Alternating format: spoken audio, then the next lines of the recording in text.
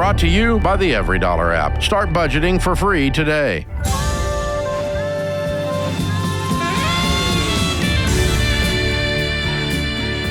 Normal is broke and common sense is weird. So we're here to help you transform your life. From the Ramsey Network and the Fairwinds Credit Union studio, this is The Ramsey Show. I'm Dave Ramsey, your host. George Kamel, Ramsey personality, #1 best-selling author, co-host of the Smart Money Happy Hour on the Ramsey Network.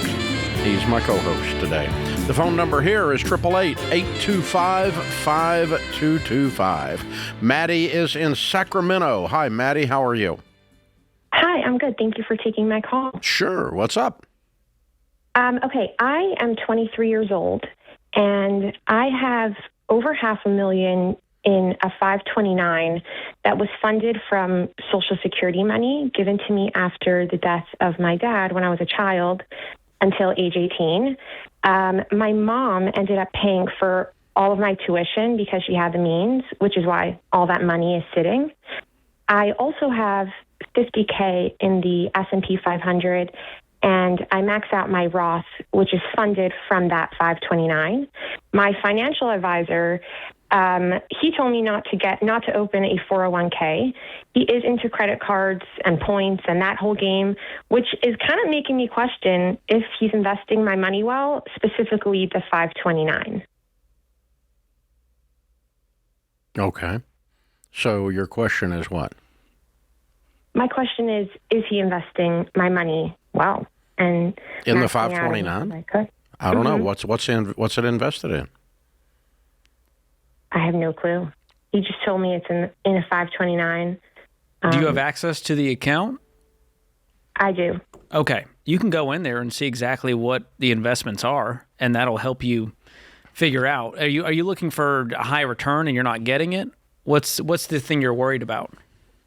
I'm just worried that it can be sitting somewhere else and growing at a better rate for my future. Mm-hmm. Okay. All right. Well, the first rule of investing is you don't put money in something you don't understand or don't know. That's how you lose it. Okay. Mm-hmm. The second rule of investing goes with the first rule, and that is you don't hire someone that does things for you that you don't know what's going on. Instead, you hire someone that helps you decide because they teach you. So your financial advisor should have the heart of a teacher, meaning they should have this desire for you to understand what you're investing in. Yours apparently does not have that desire. How long have you used this person to manage your money? So he's actually the financial advisor for the family business, so I kind of just automatically adopted him. Mm-hmm. It sounds like you guys have different financial values the way you're talking about this. Well, yeah. I mean, the credit card points thing is absurd, obviously. And then not opening a 401k.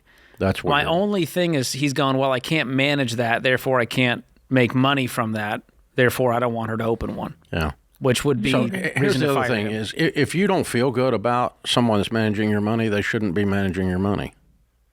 Period. Regardless of the reason. Even if they're a perfectly legitimate person and you just don't, you just don't hit it off with them. You don't vibe. You don't vibe. If you're not vibing, you should go somewhere else. I mean, really. So, the credit card thing scares you. You don't know what this is in. You've kind of fallen into all of this off of your parents' business. How old are you? I'm 23. Okay. All right. Well, I if you want to try to stay with him because he's a family friend and has been with you forever, that's fine. You need to sit down and go with him and go have a meeting and say, okay, I'm now actually a standalone adult, and here's what I require in a financial advisor. I require that you teach me what is going on with this, and that I understand it or we don't do it. Okay? You don't do any trades without my authorization, and I have to understand what you're suggesting to me. And so let's go through the portfolio. If you want to do that, if you don't want to do that, if you want me to just do what I'm supposed to do and do what you tell me to do, then I need a different financial advisor. Because I'm not going to do what you tell me to do. You're going to do what I tell you to do. That's how this is going to work. You work for me, not the other way around. And honestly, there's a percentage of people in the financial advising world who function off of arrogance because they're very, very good at math. And they think they're supposed to be taking care of the little people, which is actually bullcrap, okay? Instead, their job is to not be an arrogant jerk, but instead teach you. And that's their job. And if they're not teaching you, they're failing at their job. That's why the SmartVestor Pros and the Ramsey program that we vet, they don't work for us, but we won't send you to someone unless they have that heart of a teacher. And so, what would I do if I was 23 in your shoes? I would go sit down with your existing guy, talk to him that way, because he probably still looks at you as if you're 5. Mm-hmm. And that needs to stop this week, because you're not 5. I'm 500,000 is what I am. I'm not 5. And so, and that's a big account. And so he needs to treat you with that kind of respect. And then I also would sit down with a SmartVestor Pro and interview them. And then after you've had both discussions, you, as a woman of 23 years old and a good brain, decide where you want your money to be. Now, so that's first thing. And that's a big deal. Does that sound right to you? Does that feel comfortable? Yeah, definitely. Okay. Then once you've done that, I also want you, once you select someone, I want you guys to figure out what the flip you're going to do with $500,000 stuck in a 529. Because you're going to get hammered with taxes on that at some point.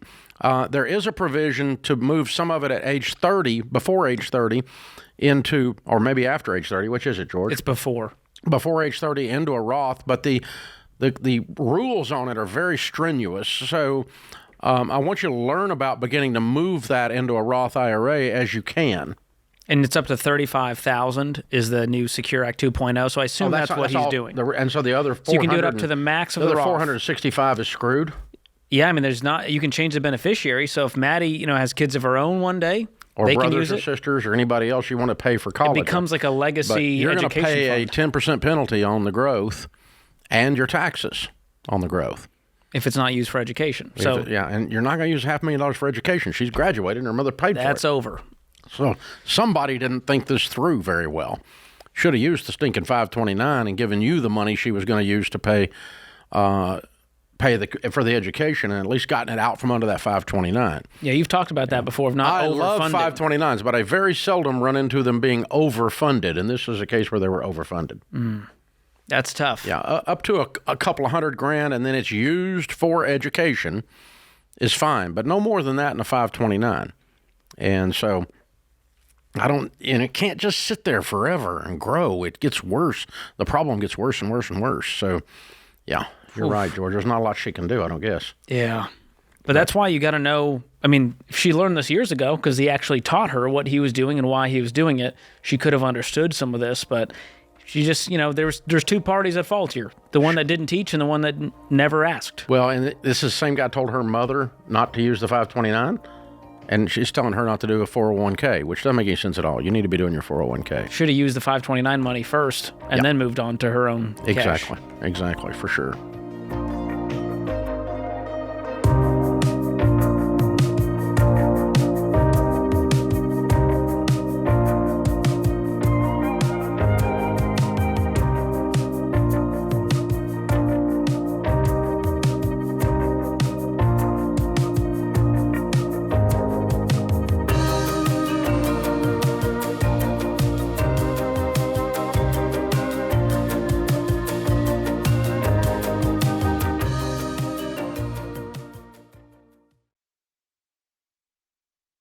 Let me tell you something I see happen way too often. People fall behind on their bills, and they wait. They hope it will work itself out. It won't. That's why I recommend Guardian Litigation Group. Here's the deal. If you've missed payments, collectors are calling, or if you're getting letters threatening legal action, that's not something to ignore. That's the moment to deal with it. Because when you do nothing, it escalates. They can take you to court.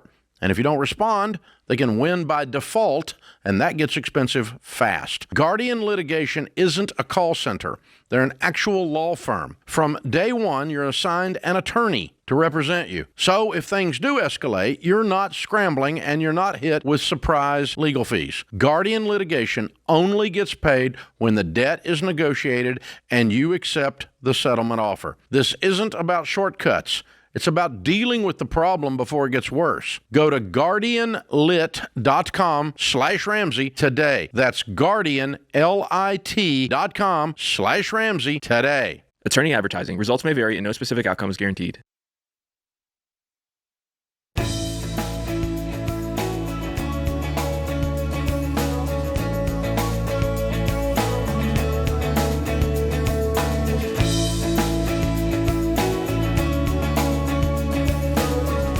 Raquel is with us in St. Louis. Hi, Raquel. How are you?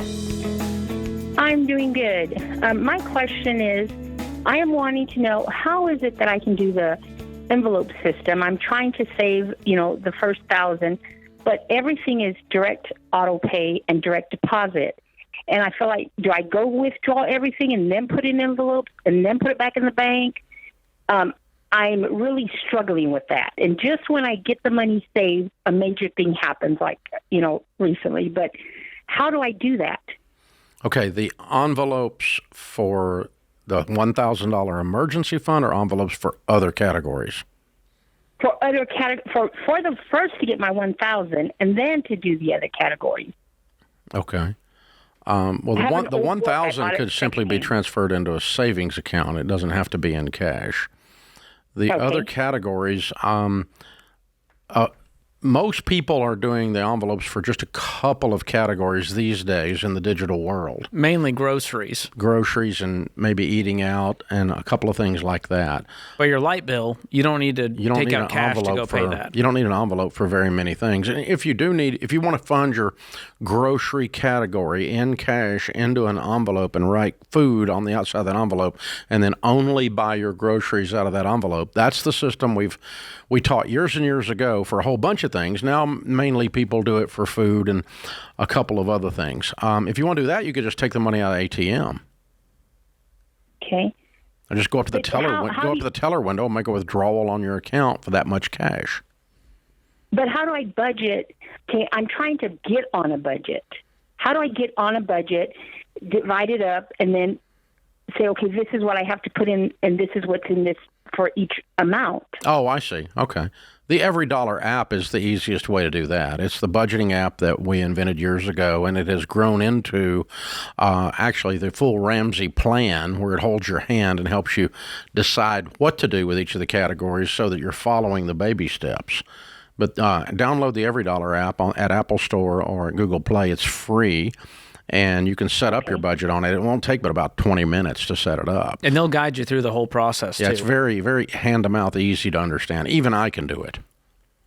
Okay, and then I can just leave all the money in the account and work with that. Exactly. Or if you wanted to say, I'm going to do the grocery envelope, I'm going to do cash for groceries, then you could withdraw that portion, whatever you write in Every Dollar, and say my grocery budget is $700, okay, whatever. I don't care what it is, okay? Then you would go to the teller window and take out $700, or you go to the ATM and take out $700 cash, put that in an envelope, write food on it. And that transaction will show up in your bank account, which now you can track in Every Dollar. So you track your $700 against the $700 planned. Now you have nothing left to spend because it's all in cash in the envelope. When the envelope's out, it's out. So that's the goal, is to sort of force the discipline with the envelope The trick system. of the old envelope system that your grandmother used, your great-grandmother used, and I've got, people have sent me antique ones from the 20s. And wow. I got one from 1913 even. And it's a little card file, little envelope system. And you write a category on the outside, and if you write $200 for clothing on there for the month, and the shirt is on sale for $225, you can't buy it because you don't have $225. You've only got $200 cash in your clothing envelope, but you can spend up to $200 on clothing completely guilt-free, because it's allocated to that. Now, you can have that same experience digitally, but man, I tell you what, when you are doing it physically with those Uncle Benjamins in the account, they're laying right there looking at you, Uncle Ben is looking at you, you will spend less. You will take some stuff out of that cart. Yeah. You will not go, oh, well, I'll fix it later. I'll move money. You don't lie to yourself when there's real money staring at you. So I do miss the old days of the Gen actual Z's bringing cash. it back. You see this TikTok trend called cash stuffing? Gen Z claims they've invented this new method of cash stuffing. It's the envelope system. Yeah. But I didn't want to say that they ripped it off of you. Well, they didn't rip it off me. I ripped it off your great-grandmother. You weren't around it in was around 1913. for a long- But hey, think about it. In the old days, what happened was on Friday was payday, and the boss counted out money. And you walked out with money in your hand, and when you got home, I'm talking 1930s, 40s, 50s, okay? When you got home, you counted the money out on the kitchen table, and you went, that one for you, one for me, one for you, one for me. This goes in the grocery envelope. This goes in the clothing envelope. This goes for kids' activities. This is for gasoline. And, and the envelope system worked perfect because the whole thing was cash-based. Now you're shopping online. It's much harder to use the envelope system for everything like you could back in the day. Yeah, every dollar has to be the only thing that holds you accountable digitally back to that. I'll tell you the other side note that's just interesting. If we brought this back, there would be a revolution. People would burn Washington, D.C. down. If the tax person from the IRS had to stand in the lobby of your company and you got paid in cash, and you had to take your cash and hand it to the tax collector and count it out every time you got paid, and people would realize how much money your government, how big a tick on your butt the government is, how big a parasite the government is. And they would, I'm telling you, there'd be pitchforks and torches. Oh, yeah. I mean, you actually saw and physically had to take possession of the money and then give it back in cash to the government. Take your every $2 time grand. you got paid, their faces would melt off. Just the amount of $100 bills you're just giving to the IRS for doing nothing. That hurts. It would be a Tea Party round 2. Yeah, so it was a really brilliant idea to do income tax withholding. Just make it all behind the scenes. Brilliant psychological trick. It's like the worst magician you ever. end up with Matthew, the tax collector, who was hated even in Jesus' day. Hello. Wow. So that's what you end up with. Of course, they were crooked. Oh, wait a minute. Yeah, well, that that's personal different, brand right? is still yeah, there. That's completely different. Yeah. Yeah. Ouch. Blake's in Orlando. Hey, Blake, how are you? Hey, Dave, how's it going? Better than I deserve. How can I help? All right, so I have a truck loan that is about $15,000. And I was having a discussion with my fiance the other day. She thinks that I should make a lump sum payment and just pay it off out of my savings that I've been holding on to for a down payment on a house. And I think that I should continue making payments over time, continually, making the minimum payments, but, building on top of the principal. It's good that you get used to her being right early before you're married. The training is complete. When are you getting married, Blake? October. Congratulations. Right. That's awesome. You got a good one, I think.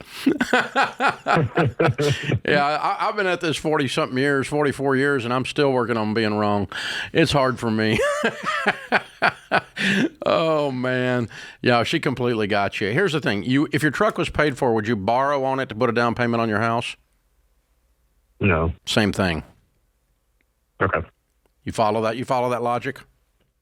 Right. Yeah. Do you have any other debt? Pay your truck off today. Nope, that's the only debt between the two of us. Yeah. Amazing. What does that leave you in savings? I think using hers, that puts us No, we're not putting her money on your truck. You're not married. No. I'm just saying, by the time that we are married, combined savings after the truck is paid off. Oh. We'd probably have about, let me do math here, about $80,000. Oh, you're going to be fine. Yeah. And you'll build it back up real quick. Yeah, that's good. Without Good a for car you. payment. What's the truck payment?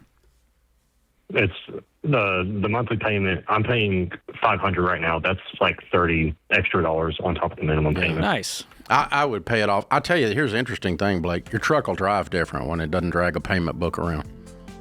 Feels lighter. Yeah, gets better gas mileage. That would be incredible. Fuel efficiency increases when there's no payment. Yeah, just get used to being wrong, brother, and you'll be all right.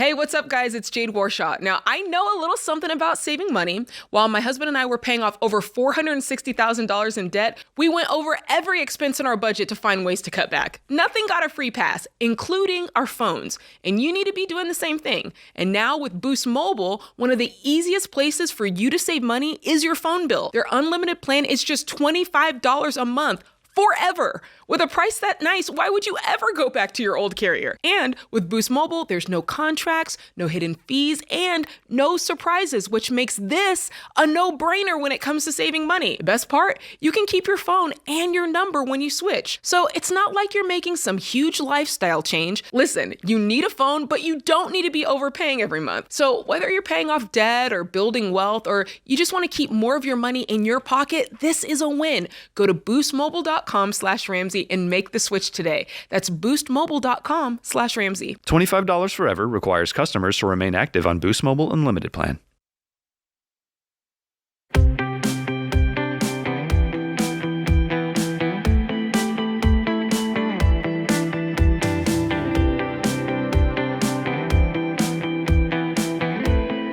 For most people, the largest transaction you make is your home, buying or selling a home. And it's a little bit complicated, and, not everybody knows how to do it. But the problem is it's actually easy to pass a real estate test. Now, I passed my real estate test. I was 18 years old. It was 1978. I took the test in 27 minutes, and I got a 97. And I'm not a savant. It was that stinking easy, okay? And that means I was eligible at 18 years old to sell a house, and I sold one 3 weeks later. That should scare you, people. The ease in which an 18-year-old can complete that transaction should scare you, right? So if you're going to list your house, don't list it with 18-year-old Dave, okay? 3 weeks after he got his real estate test. They must have really trusted you. You were a good salesman. As a guy I went to high school with, bless his heart. And the transaction went fine. You didn't screw it up.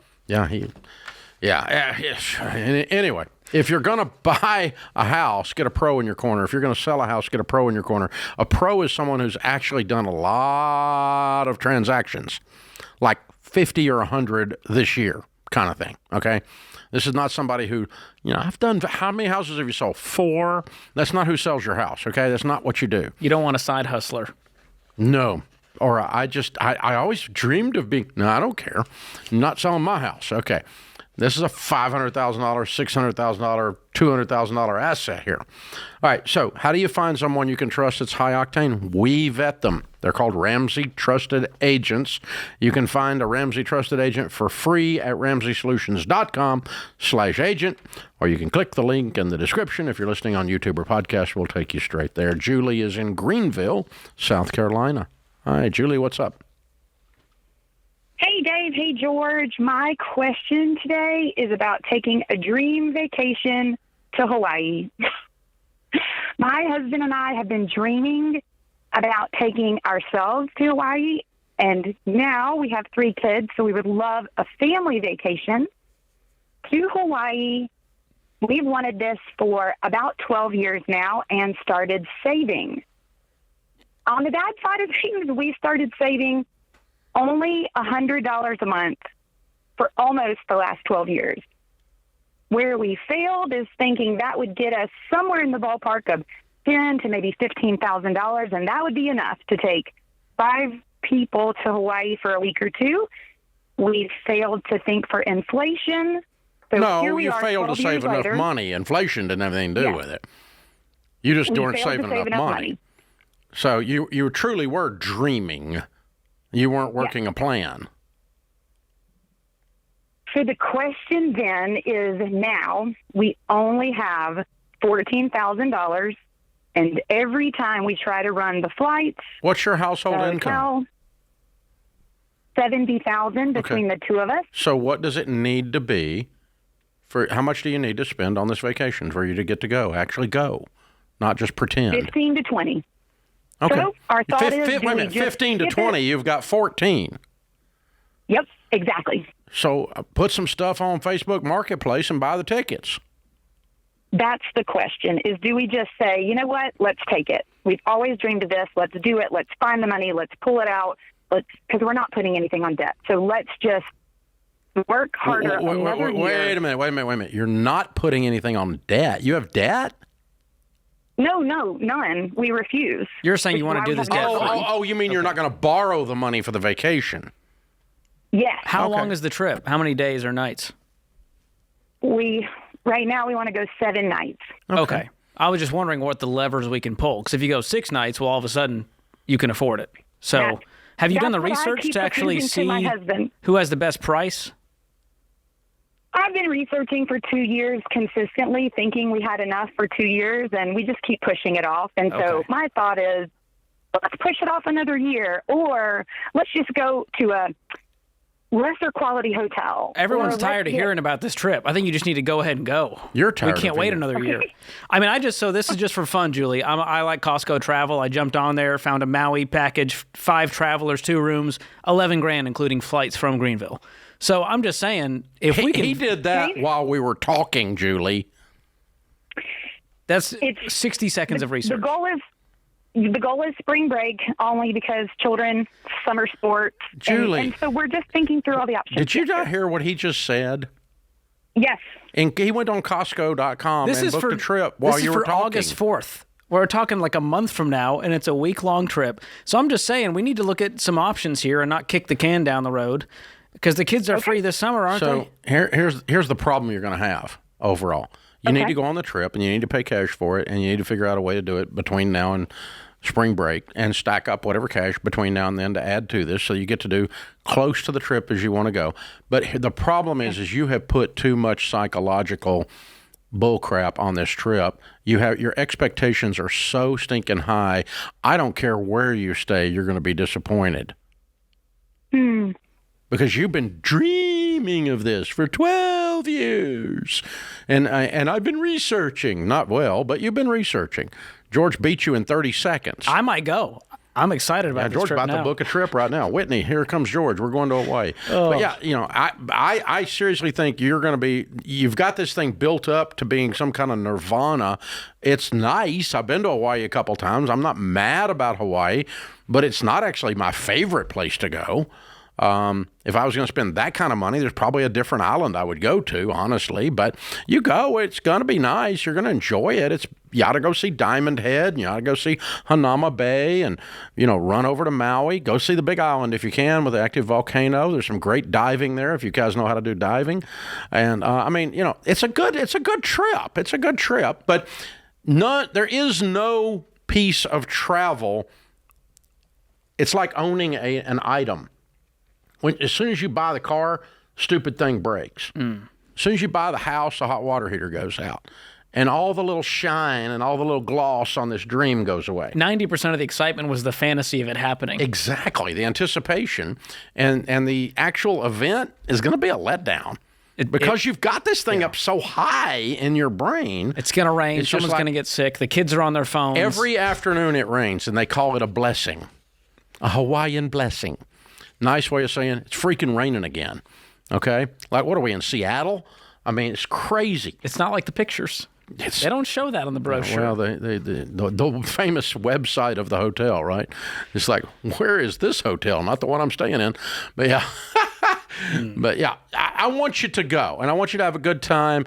But let's be more, let's have reasonable expectations as to what this trip represents and what this trip is. It'll be a fun thing to do. Your family is saved gradually to be able to do it for a long time. You've finally gotten to where it looks like you're going to be able to do it, but maybe not the Ritz-Carlton version, instead the Motel 6 version or whatever it is. I don't know. Where were you staying on your little Costco flight? They only choose quality hotels, so I trust them with my whole heart. Yeah, and you can upgrade, No, really. I mean, they sell caskets. So. I did 2 trips. I did Cabo and I did Cancun. I'm saying, right here, they don't tell you the hotel? They will if I keep going in the process. You got to buy it. Yeah, I got to keep going. I'm in airfare right now. It's a whole process, Dave. I can't just book a trip. It's hotel. What's in the package? There we go. Continue to hotel. Here we go. This is very exciting for me. I feel like I'm getting 90% of the thrill of booking the vacation. Costco owes us big time for this freaking endorsement. Yeah, I don't think they even do marketing. Here we go. These are, 3.5-star hotel. What is it? It's the Aston Kanpali Shores. 3.5 stars. Okay. That's not a bad room. 3.5? That's not good enough for Dave, apparently, guys. But, that's almost a 4-star. Yeah, you're right. It's almost a 3. You want to but you can actually choose different hotels, which is nice. Okay. You can go down here and you can upgrade that. There you go. Waldorf Astoria, 4.5. That's going to cost you a pretty penny. Oh, that goes up. That double the cost of the trip. Oh, right there. Okay. Now we're up to where Sharon Ramsey wants to go. Yeah, that's the live like no one else package right there. Okay, all right. But hey, go on the Ramsey cruise. That's less than half the price of Hawaii. There we go.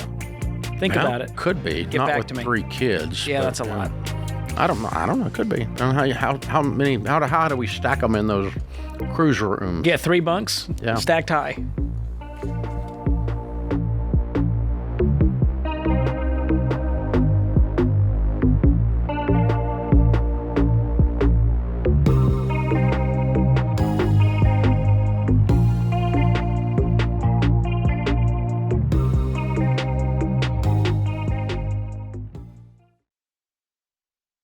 Let me tell you what I get asked all the time. When should I get term life insurance? How much do I need? Is it affordable? Those are the right questions to be asking.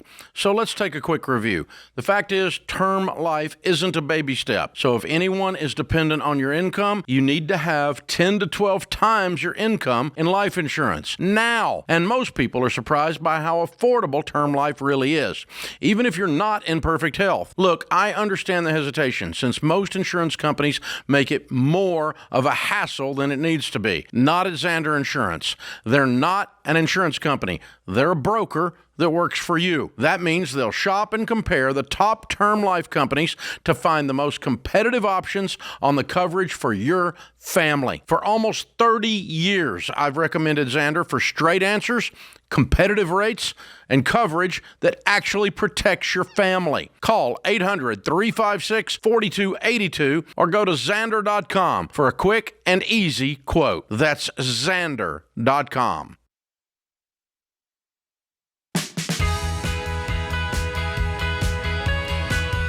Michelle is in New Haven, Connecticut. Hi, Michelle. How are you? I'm good, thank you. How are you? Better than I deserve. What's up? So I was actually calling to find out if I should use my 401k to pay off my student loan debt. No. Okay. You know why? I do know why. I think pretty sure I know what you're going to say about Okay. What am I going to say? Well, the tax penalty and then also the tax for your income bracket would reduce what you get significantly. Yeah. So you're going to pay a 10% penalty plus your tax rate on whatever you withdraw, which is going to be like 35 or 40% when we're done. And so it's like saying, Dave, I want to borrow money at 30% interest and pay off my student loan, and that wouldn't make sense. So how much do you have in your student loan? I have $16,000. Okay, that's not bad. Good, that's good news. What other debts have you got? I've been earnestly. Basically, an orthodontic debt of $4,800. Mm-hmm. How old are you? And a mortgage. I'm 41. Okay, you're single? Recently divorced. Yeah. Okay, and you have a mortgage. What's your mortgage balance? Well, the mortgage, the balance is $205,000, but it's a 3-family. I live on the first floor, and the tenants cover the mortgage, so I actually have a positive of around $440 a month. When the tenants pay, they cover the mortgage. Yeah, that's good. Okay. What made you feel hopeless enough to go to your 401k to pay this off? I think the divorce kind of put some things in perspective, especially since I started now having to pay child support. And also now paying for childcare, just because I wanted my son to have more time with peers and other people besides family. So the budget got tighter, and you went, well, I don't know if I'm ever going to be able to pay this off. What is your income? My salary is $101,000 a year. Mm-hmm. But my take home ends up being around $56-51 a month. And effectively, after the renters pay, assuming they do, you don't have a house payment because they're paying enough rent to cover it. Right. And so, why can you not knock this 16 out pretty quick? So that is what I've actually been working numbers, and I was part of the problem, I think, is I was putting 12% of my 401k. I've knocked that down to 4% to take advantage of my company's match. Yeah, what I would do is just stop your 401k until you're out of debt. Okay. You're about to unplug the whole thing anyways, so pausing is way better. right. If we're going to look at the consequences here. And you'll be back to investing. Right. And the other thing you got to think about is all of the growth that was unplugged if you were to do that. If you put that in an investment calculator of what that amount would have grown to, it'll make you stop real quick. But let's just stop the 401k temporarily, get on beans and rice and beans, and knock out the 4,800. You need $20,000 in your life, you get your life back, right? Right. At least that portion of your life. I mean, you've still gone through a divorce. You've still got the other heartache and the things from what you've been through. But if you got $20,000 out of $100,000, you should be debt free in well under a year. Yeah, a year would be about a little over $1,700 a month would knock it out. 6 months, if you could get intense and do $3,400 a month, you're done in 6 months. Yeah. By Christmas, this thing's over. And then finish your emergency fund of 3 to 6 months of expenses. We're working right up the baby steps. That's baby step 3. And then restart your 401k at 15%, not 12, not 4, going into your 401k. Make sure it's a Roth, and make sure you're invested in good growth stock mutual funds. And then you're going to be wealthy. And then long-term, I want you to decide if you want to live next door to your tenants or not, or in the same abode with your tenants. The good news is you're right beside your tenants. The bad news is you're right beside your tenants. And that can be a sticky wicket, They're as footsteps they say. away. It can be a sticky wicket. All right. Sarah's in Waco, Texas. Hi, Sarah. How are you? Doing well, Dave. Thank you so much for taking my call. Sure. What's up? I am a military spouse, and me and my husband we currently rely on our credit score so that we can easily rent a house when we move every 3 to 4 years. That is absolute bullcrap. Well, that is just not true. Score. You do not need a credit score to rent a freaking house when you're in the military. I'd like to, that's what I want your advice on. How can we prepare to rent when we, in a year and a half, pay off all of our debt? What do we need to do to kind of prepare so that we can rent easily? If you're going to go rent a home, your husband's in the military, and what is his rank? He's a staff sergeant. Great. You walk up to the landlord, you meet them at the property, and you say, my name is Staff Sergeant, and you're in a military neighborhood. He knows exactly what that means. Your landlord will. I promise you. Okay?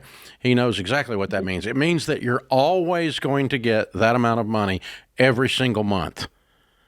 Your husband's income is what's known as secure. Your landlord is going to love the fact that your husband is not going to lose his job or get laid off because some tech tycoon decides to cut stock price. Okay, so your husband has what's known as the ultimate steady job, a predictable environment, and he's a staff sergeant, so he's a leader. He's going to pay his bills. And, Mr. Landlord, Staff Sergeant so-and-so is also going to smile and say, we are privileged to be 100% debt-free, which means it's going to be very easy for us to pay this rent. It also means that when you check our credit, you're not going to see much of a credit score because we don't believe in borrowing money. And I know you're going to like that as a landlord. That's all you got to say, and the landlord will sign you up. And I guess the other side, my husband does have to have a travel card with the Army, and that is in his own credit score. Is there any way that you know of that we can get rid of that? So he's stuck with that. Have a terrible credit score? Okay. He's stuck with that. Great. Okay. So we'll just kind of have to make the case, yes, you're going to see this score. It's because of the Army and the travel card. It shouldn't be a low score. It's the only thing we've got. Well, it could be. It could be because there's very little activity on it. It's not going to tank it. Yeah. Okay. It shouldn't stop you from getting a house. If you're in corporate America, I'd have some ideas, but in the military, you're stuck with that. There's not a lot you can do with it. But perfect. But the big thing is you just have to get the landlord to look at the actual benefit. Why would you want to be out of debt? So it's easier for me to have money to pay bills, and the landlord's going to like that. I would love to see somebody that comes up, and I have a bunch of houses we rent out. And if somebody walks in and goes, I'm in the military, which instantly I know is guaranteed income. Oh, I'm staff sergeant. I know what that income level is going to be. Put that out there. And, oh, okay, I got guaranteed income. Oh, and they don't have any debt. It's going to be fairly easy to pay this rent. Yeah. Instead of like, oh, we have 6 car payments but a high credit score. Or we got a student loan, a car payment, a boat payment, and four-wheeler payment, and a payment, and a payment, and a payment, but I got an 800 credit score. Yeah, but how are you going to pay the rent with all these stinking payments? That's what the landlord's thinking. Now, if you're dealing with some idiot that's a corporate employee at some corporate apartment complex, this is the policy, and they go, well, we have to look at the credit score, then you're not going to get that one. But if you're dealing with a single-family residence and you can't make the case that you guys are the best possible renter on the planet as a staff sergeant with 0 debt, oh, you can make that case for sure. This idea I have to have a credit score in order for us to rent because we're in the military, don't ever say that out loud again. When I've played this out, we actually, on my YouTube channel and on my podcast, The Fine Print, I called multiple apartment complexes and single-family homes across the country. How many? At least 7 or 8 per. Okay. And so every single one said, well, yeah, if you don't have a credit score, we just do a background check, make sure you're not a criminal, do you have steady income, and you might have to pay a slightly higher security deposit, which you'll get back. In some cases. In some cases, they don't. Even at apartment complexes that were corporate, I explained my situation. I said, I don't have a score. Can I still rent with you guys? And they went, yeah, we just need a slightly higher security deposit. Okay. Big whoop. If you follow our plan. Did you have anyone out of 7 or 8 that said no? There was one in New York that had more stringent laws, but they still said, yeah, if you come in, we can take a look and see if we can make this happen for you. Okay. So but that no was one the just only said, one. Absolutely not. It's impossible to rent a house without a credit score. What they're looking for... That's just a bunch of crap. Because what people don't understand... People, y'all believe stuff out there that is not true. They're looking makes for you do bad dumb scores. things. They're looking for misbehavior. They're looking for terrible scores, not a no score. That's way less of an issue.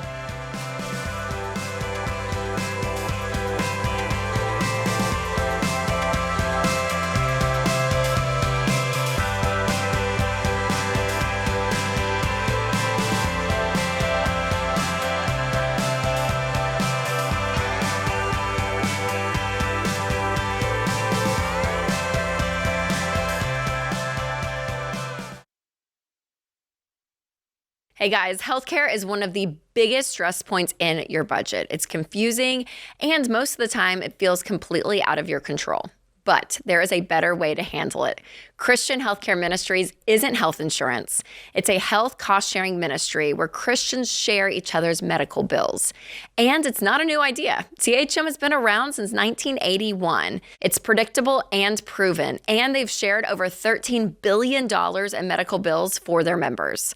Plus, you get more flexibility. There are no network restrictions, and you don't have to wait for open enrollment. Now, let's talk about how CHM helps your budget, because programs start at just $115 a month, and many families save hundreds of dollars a month compared to traditional options. So if you are tired of feeling stuck, check out Christian Healthcare Ministries. Right now, CHM is offering new members a 50% credit towards their first month of membership. Go to chministries.org/budget and use promo code Ramsey. That's chministries.org/budget and use promo code Ramsey.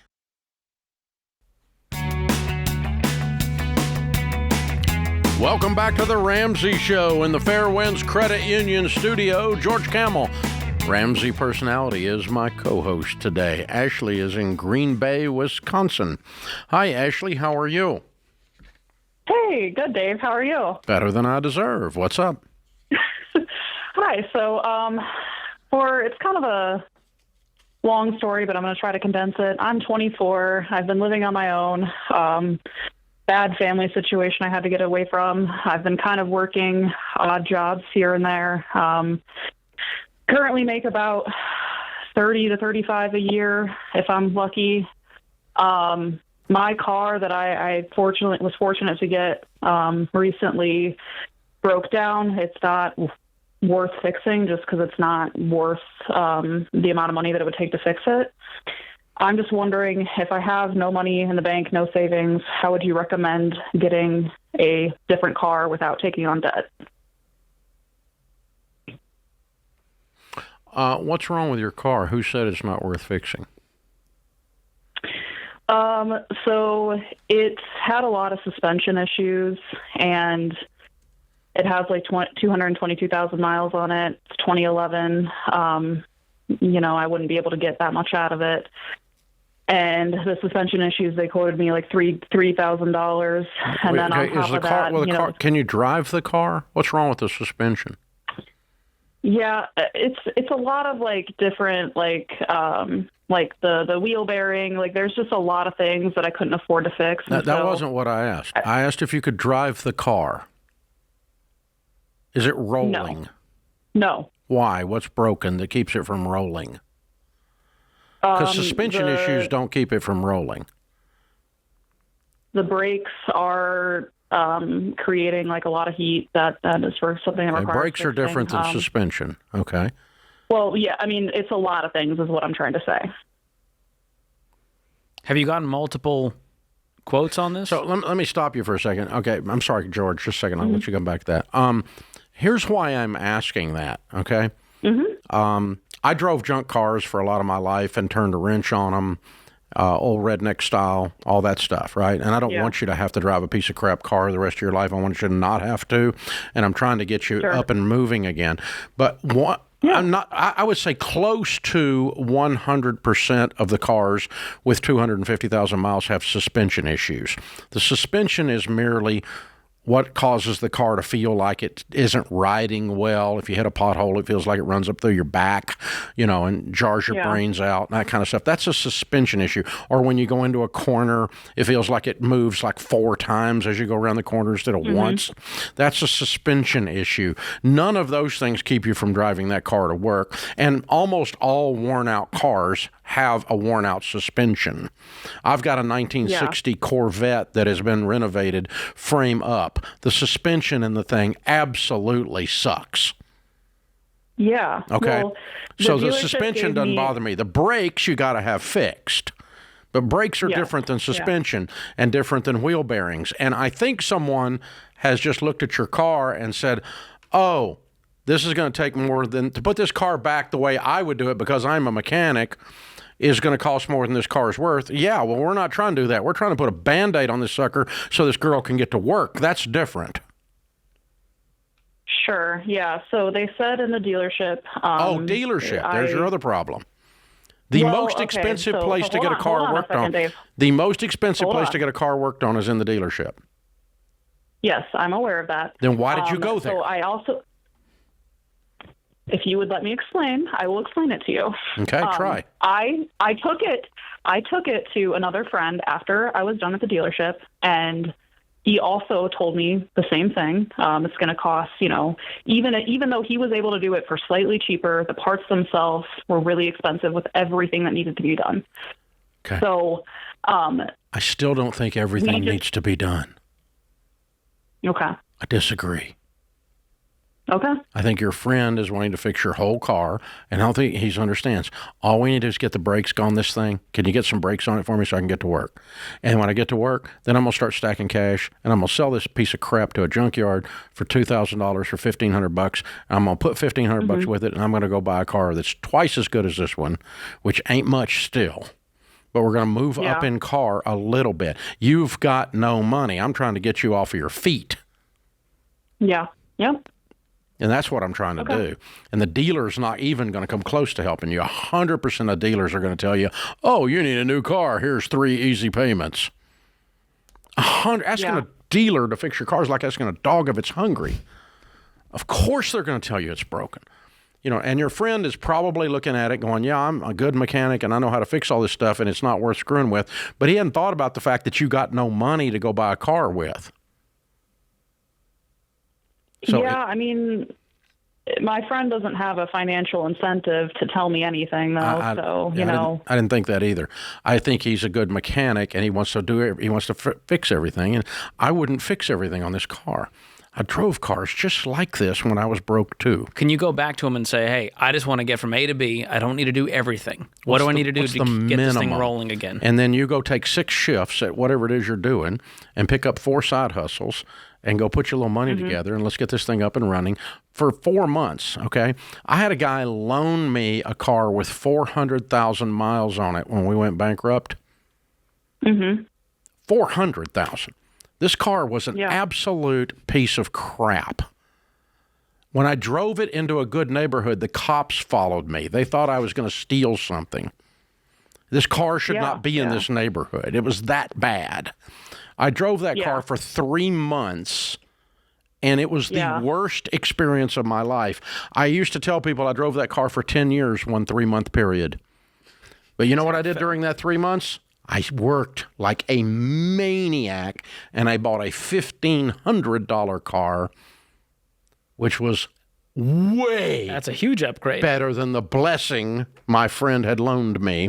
That's the blessing of a beater. When the guy loaned it to me, I swear to God, we got the jumper cables, jumped it off, and I drove it up out of the weeds. You might be a redneck if. This is the loaner I was driving. The vinyl roof was torn loose across the front, so when you drove it, it filled up with air. It looked like a rolling parachute. When you come to a stoplight, your top would settle. Oh, man. For 3 months. I'm emotionally scarred. This was 35 years ago. I'm feels like it still was emotionally yesterday. scarred from this. You're still angry at this car. I'm old blue. Old blue. Take this thing out to the farm and shoot it, Dave. Is it still around somewhere? It needed bullets put in it. It's in a junkyard somewhere. Like an old horse, and need to be put out of its misery. Uh-oh, wait a minute. That's your line. That's my territory. Anyway, so what I want for you, Ashley, is I want you to get out of the mindset that you're going to go take out a car payment. You're 24. You make no money. You're on your own. You got away from a toxic family situation, and the last thing you need is a car payment. In the meantime, what you desperately need is some semi-horrible transportation for a short period of time for you to work like a crazy girl and pile up cash and no happy hours and no eating out and no nothing, no partying, no fun. Pile up cash and get you a little better car, and then pile up cash and get you a little better car, and then you'll start to be in something that's reliable. But you're not going to do it with car payments. If you sign up for car payments, girl, you're going to be stuck right where you is for the next 5 years.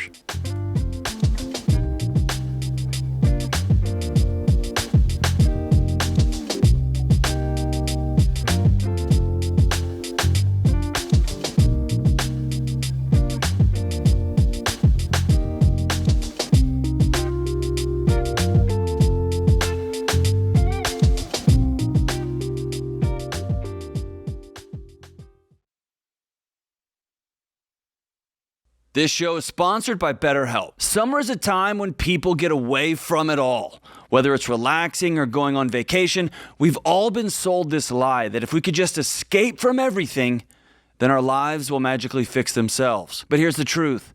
A vacation won't fix what you won't face. If you're burned out, if you're anxious, if you're struggling, your problems will be waiting for you when you get back. And this is why I recommend BetterHelp. BetterHelp is an online therapy platform that fits into your life. You can talk with a licensed therapist by phone, video, or messaging from anywhere. There's no commuting, no sitting in a waiting room, just a safe place to process what's going on in the comfort of your own home, in your office, in your car. All of BetterHelp's therapists follow a strict code of conduct. You can message your therapist and schedule sessions right in the app. And if the first therapist isn't the right fit, you can switch at any time for no extra cost. This summer, don't ignore what's coming to the surface. Sometimes the strongest thing you can do is stop running from things and start dealing with them. Go to BetterHelp.com/Ramsey to get 10% off. That's BetterHelp, HELP.com/Ramsey.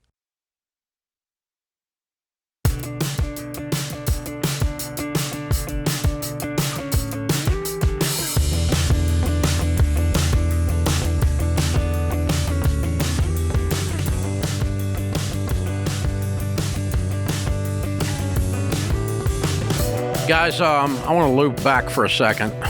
If you find yourself with a low income and no money, the way out of the situation is not borrowing money to buy things. That will nail your feet to the floor and you will not be able to move. It's a trap. And that's why payday lenders, pawn shops, rent to own, and tote the note lots are in the poor end of town. They're not in the rich end of town. Because they oppress, they take advantage of people with low incomes who feel trapped and desperate.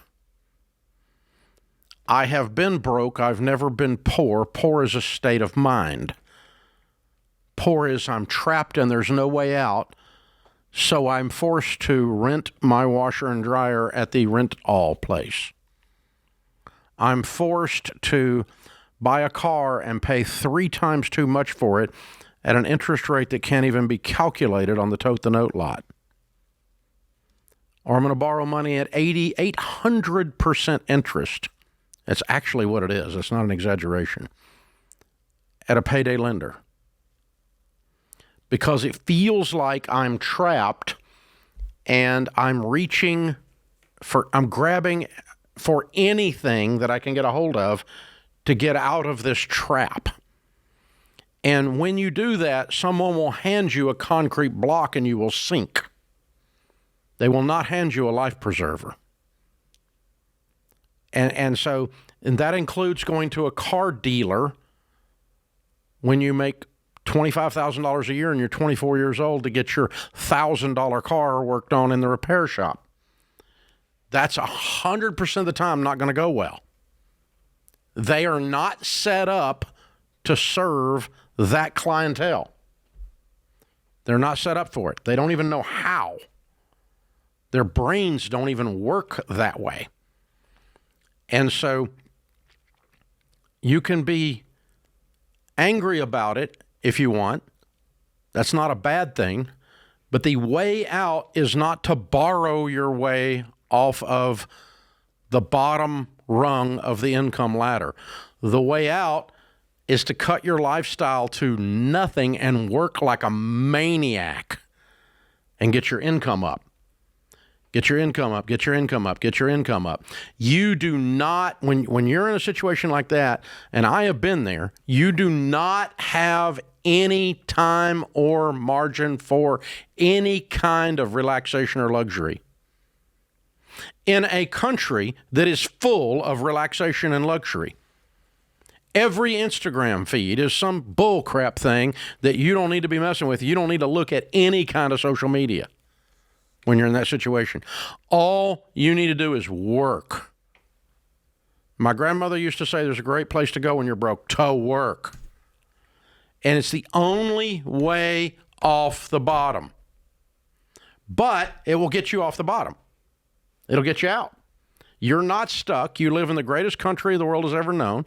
And if you simply get up and go work 6 jobs, today you can make $20 an hour at Target and FedEx. Throwing boxes. Today you can make serious. You do not have to have a master's degree in finance to make a really good living today. And once you get your income to where you can go buy a $3,000 car for cash, now things start to loosen up a little bit. And then you can go buy a $6,000 car for cash. And because the good news is a $3,000 car in 1 year does not go down in value. It's pretty well done. So you can take your $3,000, $4,000, add to that, get a $7,000. This is how Sharon and I got out after we went bankrupt and lost everything and had 2 little babies. We did a borrowed car to a $1,000, $1,500 car to a $3,500 car. Those are the real numbers. I remember distinctly when I bought the first $10,000 car after bankruptcy. It was several years later. Wow. It wasn't 20 minutes later, and I wasn't trying to rebuild my credit because credit had not served me well. I was done with credit. And so I went to all the way to the bottom, lost everything, started in the hole because I still owed the IRS. My net worth was not zero. It was negative. I owed the IRS money because you can't bankrupt those buttholes. And so I still got the IRS. I've still got this and that. I've still got these things. And I've still got 2 babies to feed. And I've still got to keep the lights on. And I was so scared I couldn't breathe. I didn't know what to do. And so if you're in that situation, I've been there. And I'm not going to sit here and tell you what you want to hear. And if that pisses you off, that's awesome, because that's my job, is to piss you off so you don't stay where you are. If I can upset you and make you move off your little butt, then I did my job. Because that's what people did with me. They didn't look at me and go, oh, well, Dave, you need a government program.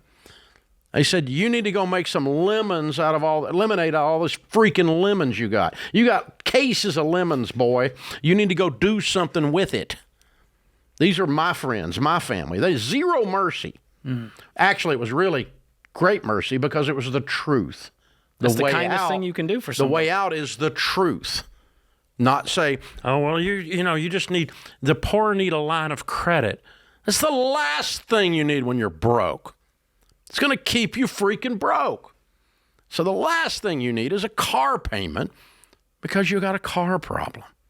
And my job here is to love you so well. I remember how that feels, and I am not going to tolerate the narrative of lies that are going to be thrown at you. I'm a consumer advocate.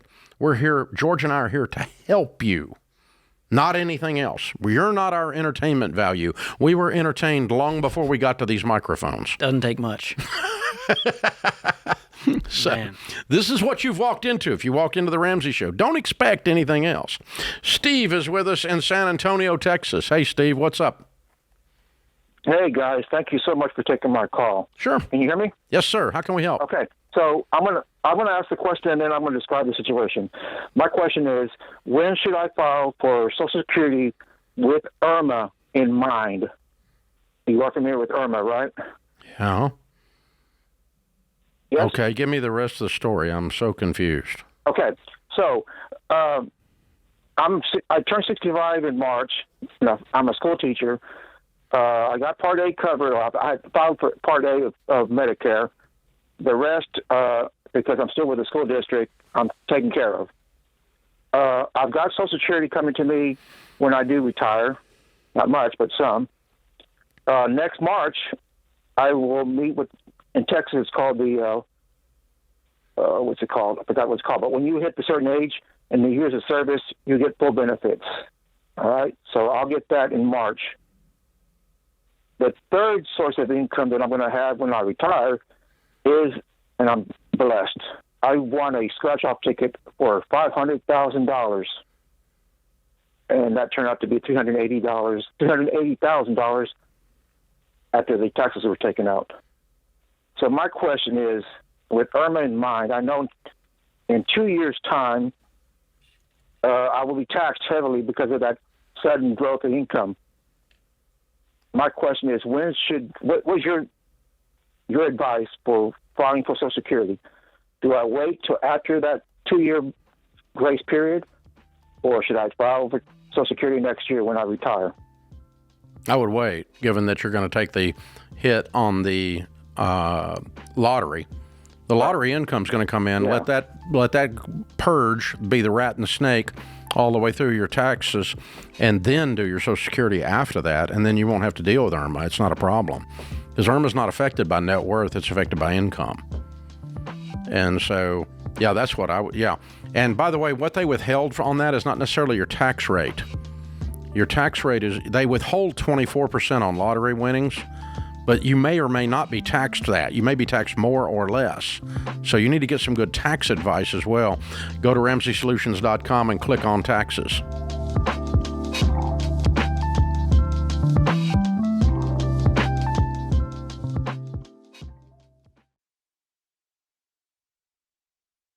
When I started, I had great ideas and I knew how to serve people, but I didn't have systems in place yet. At that time, I sold books out of the trunk of my car. It was a lot harder to start a business back then. Shopify makes it easier. Shopify is the business platform powering millions of businesses and about 10% of all e-commerce in the United States. If you've got a product or even just an idea, Shopify makes it simple to get moving. You can build a storefront, write product descriptions, and even improve your product photos all in one place. You don't need 10 different systems duct taped together. Shopify handles everything you need to make sales, from payments to marketing and analytics. Plus, that purple Shop Pay button is one of the best converting checkouts on the planet for fewer abandoned carts.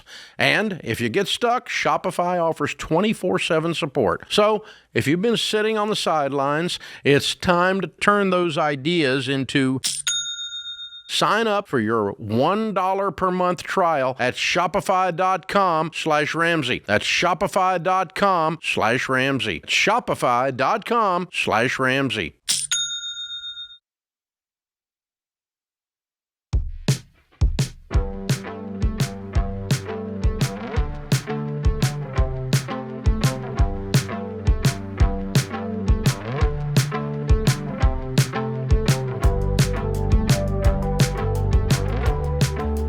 Well, we wish we could get to every call and question here on the show. If you got a money question, you want an answer for your situation, head over to the website, use Ask Ramsey.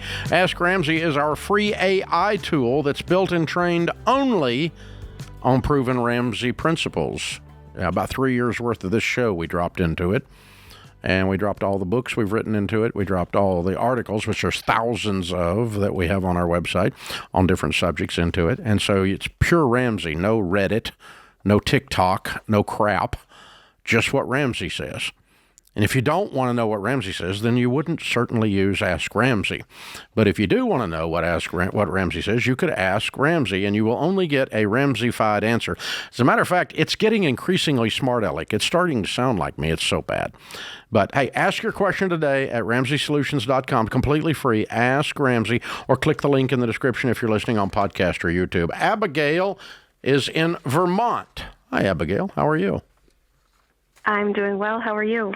Better than I deserve. What's up? So my husband and I, we've been married for 5 years now. We bought a house right before we got married. And before we got together, I lived at home with my mom, and I ended up buying my own house on my own, kind of spiraled into, we had a good nest egg built up. So now, 5 years into marriage, we have no debt except for our mortgage. And during that time when I was living at home, before we were together, I didn't have any bills or anything, so I dumped a lot of money into my retirement account. I did it as a 403b Roth, so I have about $143,000 in my retirement account. Good. Our current debate that we have is my husband really wants to take a chunk of that money and pay off our mortgage. We have about $54,000 in investments, including an emergency fund. Our yearly income is about $110,000, but in our investments and our retirement, we definitely have enough that we could wipe out our mortgage, but I wasn't sure if taking that 10% penalty, because it did go in Roth, if that would be worth paying the mortgage off early. That way we are, every month except for June and July, we have an extra $1,600 that we are able to throw into our investments and our mortgage. What's your mortgage balance? About $125,000. Did you keep the house you paid off? So the first house that I bought, we sold it, and we used that money to renovate our current house. Our house was a fixer-upper, so we did all of our renovations without getting any. Okay, so you only own the one house. Correct. Yep. And you have $54,000 in, and you have $112 owed, and $100,000 and $100. And what was your income? $100 and what? So $110,000 in income. Our mortgage is $125,000. Okay, and we have 140. Yeah, 54 in investments and emergency fund. You got 140 we in do your have Roth. life insurance. Yeah, your husband's wrong. There's no possible way I would pull money out of a Roth and pay off a mortgage. I want your mortgage paid off worse than he does. It's going to do amazing things for you guys, but I don't want to be stupid in paying it off. And the hit you're going to take on this account is not worth it to pay it off. You're going to get there. You're fat on your emergency fund. You don't need $54,000 in there, so I'd take 25 of that and throw it on there. Then you got 100 to go, and you're doing about $18,000 a year right now, $1,500 a month, right? Roughly, yeah. I work per diem, so when I say our yearly income is about 110, I'm per diem. I'm a nurse, but I have a lot of medical conditions that kind of inhibit me from working more. And we have. Do you make 110 or don't you? We do. Okay. But some years we are able to make a little more than that. Okay, well, when you make a little more, put a little more on it. But if you don't make a little more, then you're still okay. You're fine. Okay. I mean, you put $20,000 a year on $100,000. It's gone in 5 years. And you're how old? I'm 28. He's 34. Yeah, and so you're going to be not even 40, and you have a paid-for house. The house is worth what today? About 220. Good. You're going to be in great shape. Y'all are doing so good. I want to reset the conversation with him tonight. Go, hey, I know you want to pay off this mortgage. Let's make a plan that doesn't involve decimating our nest egg to get there. Yeah. Let's use future income, a little bit of our savings. Let's have a plan. Spit shake, 3 years, 4 years, 5 years. This thing's gone. Yeah, and your 403B, make sure it's invested in good mutual funds because a lot of them aren't in 403Bs. They get into insurance products. Be careful with those. Let's just get in some good mutual funds, good growth stock mutual funds. You should be earning 10, 12% average on your money. And if you are, you're going to double that money every 7 years. And so about the time this house is paid off, you guys are going to be millionaires. That's one way to look at it. Now, as far as paying this off, would you recommend rice and beans or just continue on the path that we've been doing? I'd continue on the path that you're doing. But I would just say every time I look at, anytime we have, quote, found money, I get a bonus, I get some unexpected overtime, I get whatever. Anytime we got some found money that the budget didn't need and that, we can still have a good life while we're doing it, I'm just going to throw all found money at it. Your rich uncle passes away and leaves you $5,000. That's found money, right? You just throw it at it. Something happens, you get $10,000 somewhere, just throw it at it. What's going to end up happening? You're probably going to pay the house off in about 4 years without doing rice and beans. Sounds about right, yeah. Yeah. I think that's where we're kind of... Yeah, I think, that's more than $20,000 a year, but you're going to have some found money. You're going to pick up your per diem. Different things are going to happen. And you can still have a good life while you're doing that. And still go on vacation, go on a date. Yeah. Don't punish yourselves for no reason. And that when you're in baby steps 4, 5, and 6, which is where you all are, we are intentional, not intense. 1, 2, and 3 is intense, which is beans and rice and beans. You don't see the inside of a restaurant unless you're working there, and you don't go on vacation till you get your butt out of debt and have an emergency fund. Then when you move to where you guys are, Abigail, we go 4, 5, and 6, and that's intentional, and that's when we have a life. But we also have goals, and we're, found money goes towards the goal. And your husband's got a great goal of having a house paid for. Because, guys, when you got no house payment, you know how fast that old house payment turns into $1 million when it's invested? I did that. I took my old house, but when I finally paid off the house, it was about $1,900 back in the day. And I rounded it up $2,500, and I put that automatic draft into a mutual fund. Just to see, and left it on. Never put anything else in it. How fast that one mutual fund became $1 million was absolutely mind-boggling.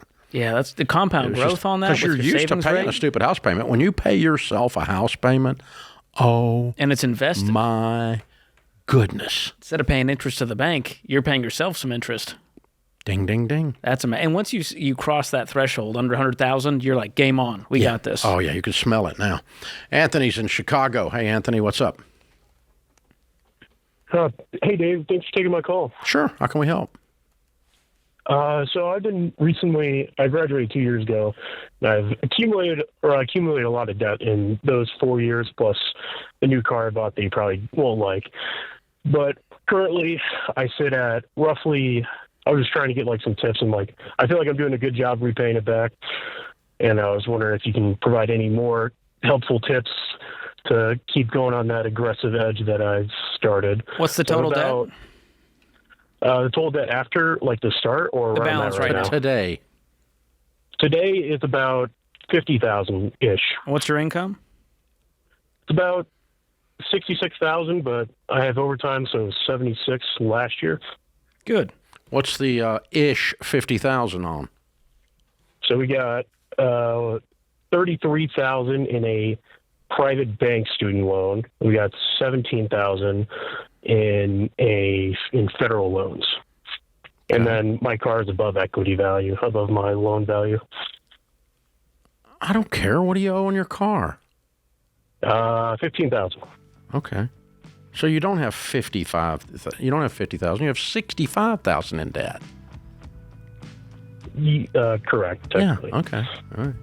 That's almost 100% debt to income ratio. So you need to get this income up. We might want to sell the car if you want to speed this process up, but that's the only way to do it. Spend less, make more, throw the difference at the debt snowball it, smallest to largest balance, and hopefully you'll be out of this thing in 2 years.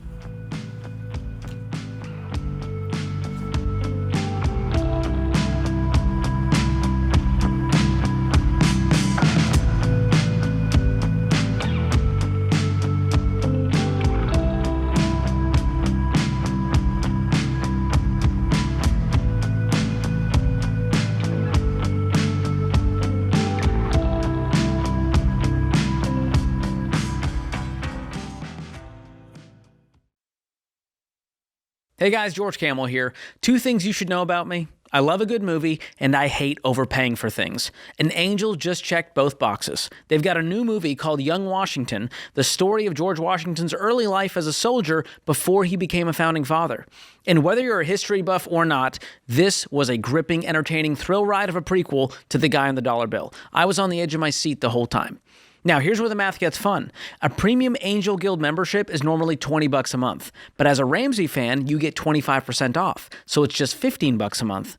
And that membership gets you 2 tickets to Young Washington in theaters, along with tickets to future Angel theatrical releases and access to their family-friendly streaming library. 2 free movie tickets every month. I ran the numbers. The membership basically pays for itself before you even touch the popcorn. So get the deal and go see Young Washington in theaters this 4th of July to celebrate America's 250th birthday. Sign up at angel.com/Ramsey. That's angel.com/Ramsey.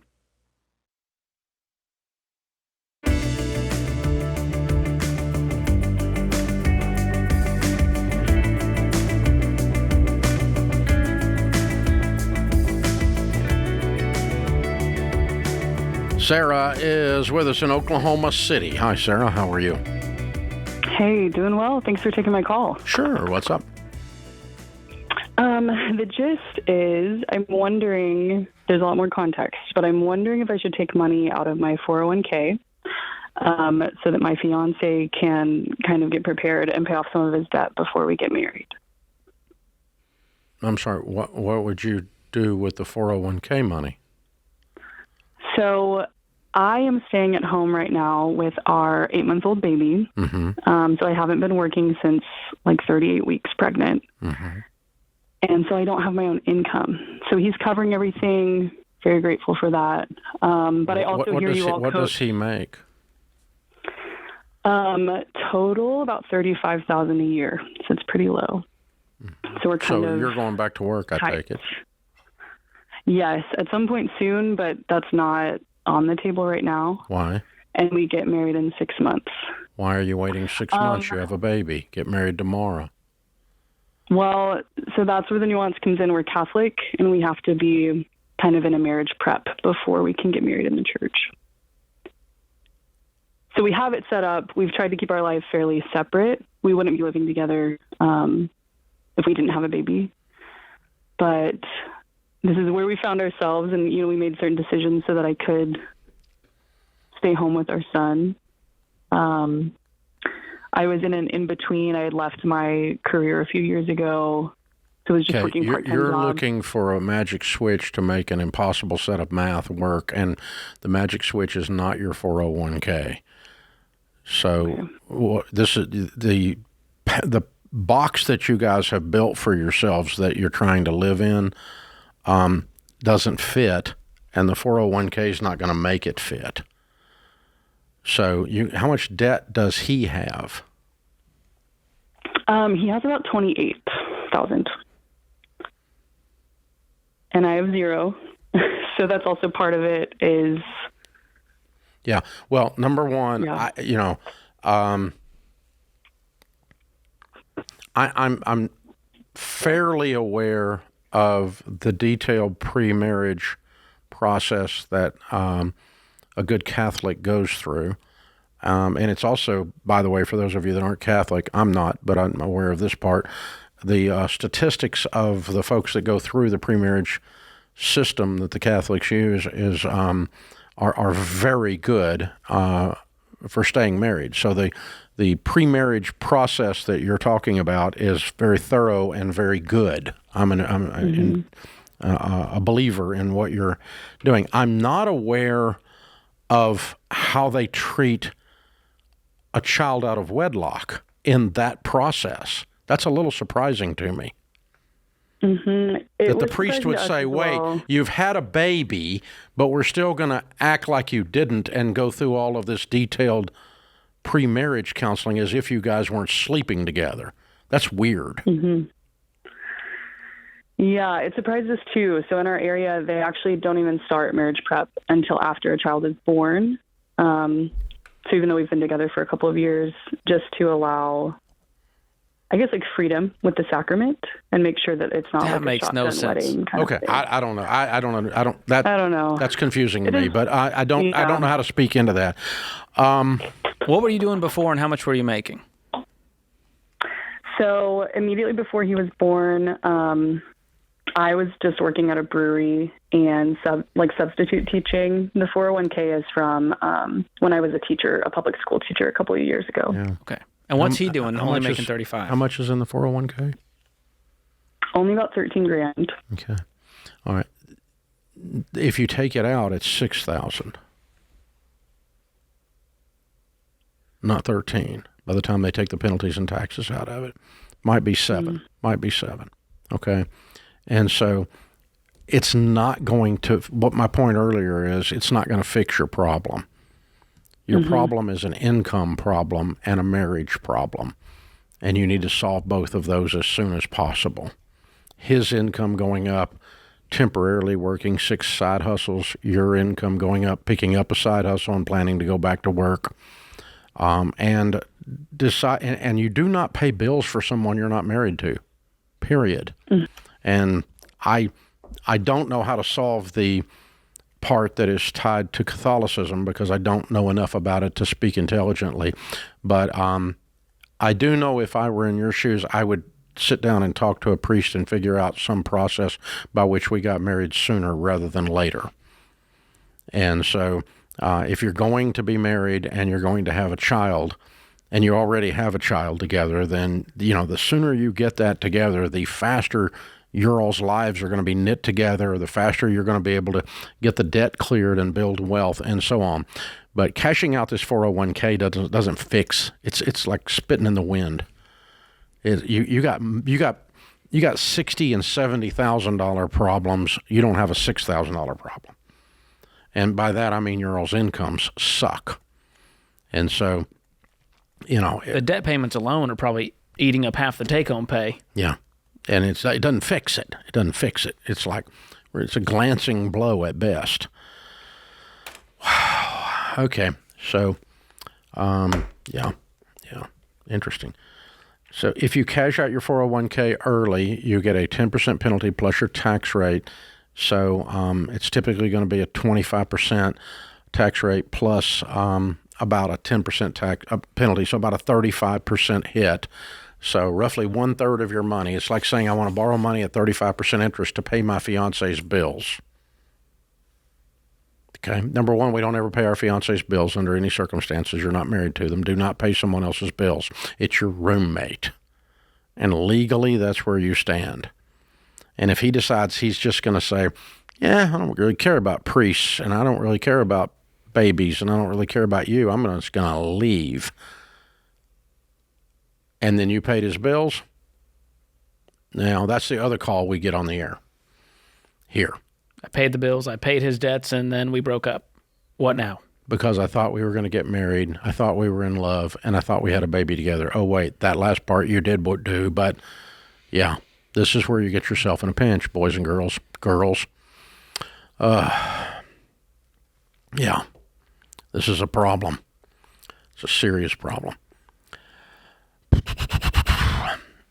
All right, not aimed at her, but just because I can't get it out of my system right now, there's several pieces of research on what's called the success sequence. If you first graduate from high school and only then do you get a full-time job and only then do you get married and only then do you have children, if you do those things in sequence, if you are a millennial, you have a 97% probability of not being at the poverty level. If you get them out of order and have babies before kids and high school and jobs, and grown-up stuff, and you get them out of order, then you have a much higher probability of being at the poverty level. And that's exactly what I'm talking about. That's what I'm fumbling around on here. And so after the cow's already out of the barn, now what do? Well, all I can do is try to help you from where you are at that point, and that's to return you as quickly as I can to the success sequence, which is, okay, we got the baby thing out of order here. Well, let's get married as soon as possible, because otherwise you end up, I make really good money and I paid off all his debts, and then he just left because he really didn't want a baby. And even though, and this, when he took the car I bought for him that's in my name, and he's not paying the bill, and my credit score is getting messed up. I'm going to get repoed. What do I do now, Dave? These are the calls George and I get every week. And so I just want to grab all of you that are 18 to 26 years old by the shoulders and yell in your face, don't shack up. Period. There's no data that says this works. None. There's lots of research says you're going to get your face pounded in. Your net worth is going to be 1/13 of what it should be if you're shacking up and you're 35 versus your friends that are married and they're 35. 1/13. That's more than 10x that you screwed yourself up. This stuff matters. Get it in order.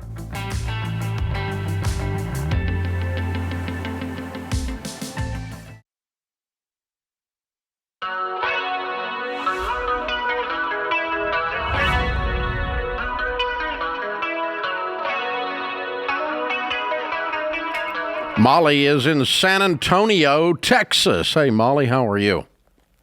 I'm good. How are you? Better than I deserve. What's up?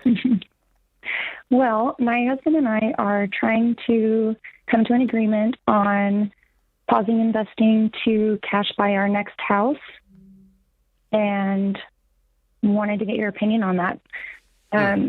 Okay. I'll give you a little background. Okay. We are 33 and 34. Mm-hmm. We bought our house at 26 and paid it off in 5 years. Way to We have go. no debt. Wow. We have 2 kids, so we have our retirement and 529s. Just, outgrowing our house. We want more land. We would like to build. We're just kind of Good in for that you. I love limbo it. of Way to go. figuring out. So what's the current home worth? About $400,000. Okay. And what would your target be for the move? How much? Looking to be about $700 with the land. Okay, so we need 300. Yes. Okay, I got that.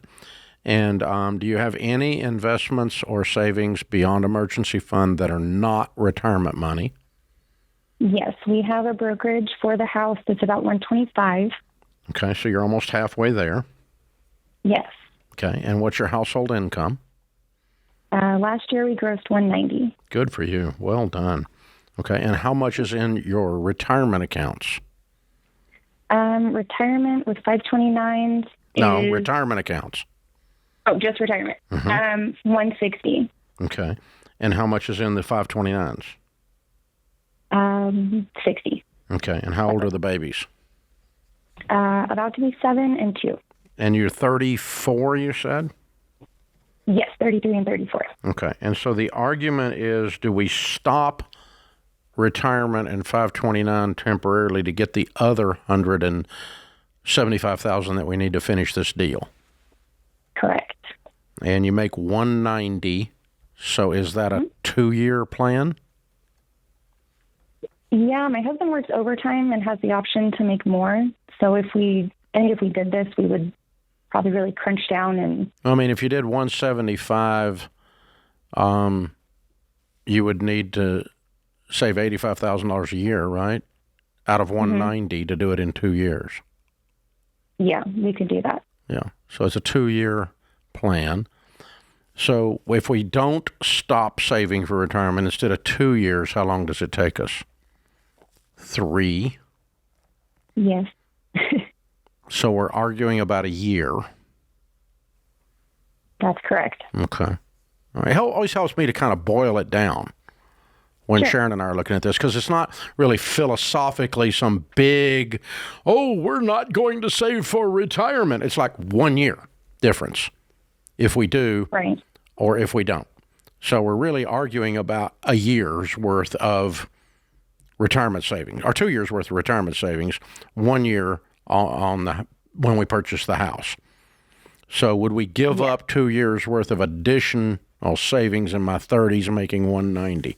What would you do, George? That's kind of interesting. I like that. I mean, I was in this exact It's a good position, argument. Molly, when we paid off our first perfect. house. And what'd you do? And we wanted to cash flow the second one. I kept investing. I kept investing at that 15% rate, but not more. Because, once you're in baby step 7, you can invest 20%, 30%. But we kept it at 15%, and the rest of it we stacked away to make And that how long did it cash take you to purchase. save them to do your move up? 2 years? That was a couple of years, probably three years. Probably 3. So I think you guys need to decide the urgency of the house move. Does it need to be 700 to 650 work? Because you're talking, if you're investing 15% right now, that's about 28 grand of your gross income. That's what you're actually talking about. So does the 28 grand, is it worth waiting a year? Is it worth investing for that year? A year. It's more like 6 months now when you talk about that one. Yeah, if you guys actually crunch the numbers, I'm curious what the actual numbers would be based on how much you're investing now, what pausing would get you, what that next house will actually cost. Because the other part is buying a new home is just the starting point, is that 700 number. And then you've got the furniture and the moving costs and all the extra things that you want to do. And so it just gets But they expensive can cash quick. flow that. Yeah, making 190, you guys will be fine. Because they don't have a house payment. Nowhere in this scenario is there a house payment. And what's your emergency fund? No payment. Emergency fund is $45,000. Okay. You guys, I got to tell you. You're like poster you're children for this. amazing. Very, We very wanted to well come done. visit when we did pay off at new babies and I mean, life, y'all really got this nailed. You're going to be, Thank you. no matter which of these choices you take, you're going to be very wealthy because you're doing several things. You're very intentional. You both are having a vote. You both talk about it. We even argue about it sometimes. And we both are setting detailed goals, but neither one of us are budging on the stuff like I'm not going to go into debt. Neither one of us are doing stupid stuff. You're both just deciding, which type of investing we want to do. Do we want to do single family real estate that we're going to live in? Or do we want to, put this money in the mutual funds for there? So, so George said, okay, so really it's $28,000 a year. So it's 2 years of that's $50,000, $60,000. If you pause for 2 years. Yeah. Are you guys investing 15%, Molly? I'm just throwing out a number out there. I have no idea. I did the math, and I think it might be like 16 or 17%. Yeah. We Okay. could back off a little. Yeah, you can back off a little, but I mean, yeah. So it's $28,000 a year if that's the case. Yeah. It slows your savings rate by that. I like the Yeah, so personal on top of challenge that, of just we're going, doing can we the- do it without pausing investing? That's just a fun challenge for me personally. I'm just a super nerd. So I would go, can we increase our income by $28,000 temporarily? That could be an interesting challenge too. And then you're still done in 2 years. Can we cut our expenses by 14 and make an extra 14? Boom, you just got Make an a extra game 28. out of it. But because both are excellent goals. Okay? So there's neither one of these things put your face in the stupid column. You know what I'm saying? You guys are just doing so good. I'm so proud of you. It's almost like you're reverting to baby step 3B for a time. Yeah. That's kind of how I see it. Which in baby step 3B, there's not a wrong answer to the argument. yeah, we say 0 So to 15%. I can't just say, Molly, you win, your husband loses, or husband, you win, Molly loses. I can't just, there's not a wrong answer because both of these things are very smart and you followed the baby steps properly. You're not going back into debt to move up, which I would yell at you for. All of that. Everything about this conversation is so healthy and positive. I think you two are going to figure it out. And also, by the way, there's even a weirder scenario mathematically, halfway in between. Oh. We shut down investing for 1 year. And then we start. We take on the overtime and we cut over here. And then where do we end up? How much, and then we're not talking even about 6 months or 8 months. We're now talking about just a few months difference, and then it's irrelevant. Yeah. So that'd be It's an a easy rounding one to hit error. in the middle. Yeah, just hit in the middle and go. I like to fast forward and go, okay, when we're 65, do we want to have 11.3 million or 11 million? That's really what you're like, all right, we're going to be okay. It's not worth the brain calories at this point. That's true. That's exactly what it's going to end up to. It's going to be good problems to have. Funny. Oh, Molly, it's so refreshing to talk to you today. Thank you for calling.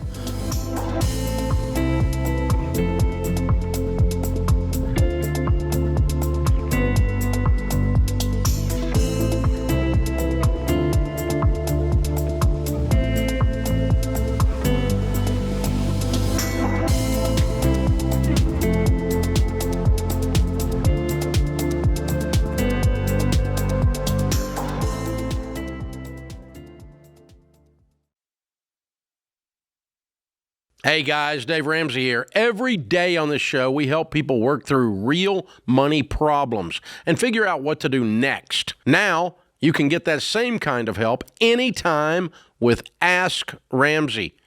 Ask your money question and get answers built on Ramsey principles we use on the show. Whether you're making a decision or just want something explained, Ask Ramsey is here to help. It's fast, simple, and free to use. Go to RamseySolutions.com and try Ask Ramsey today. That's RamseySolutions.com.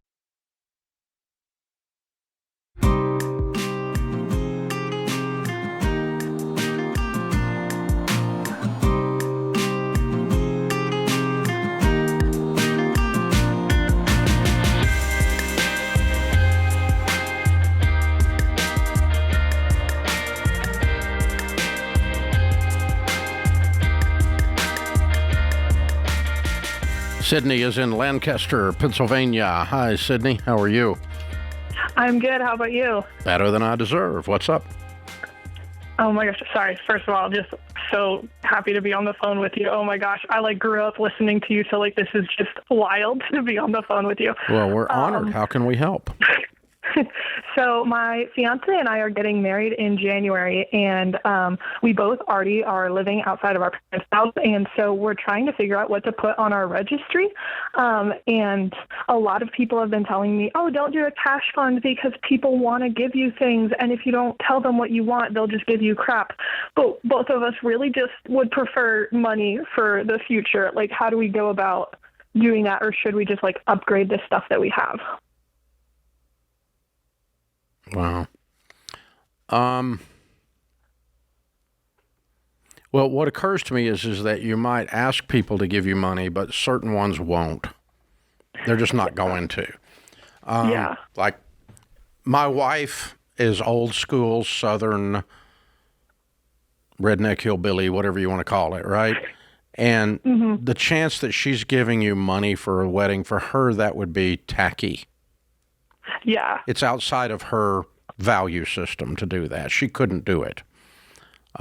She's also the one that sends flowers to funerals when they say don't send flowers. She doesn't care. I mean, she cares, but she doesn't care. Yeah. Because she's going to do what her upbringing taught her to do, which is to bless the bride and groom with a silver platter that they will never use, of course. I mean, so...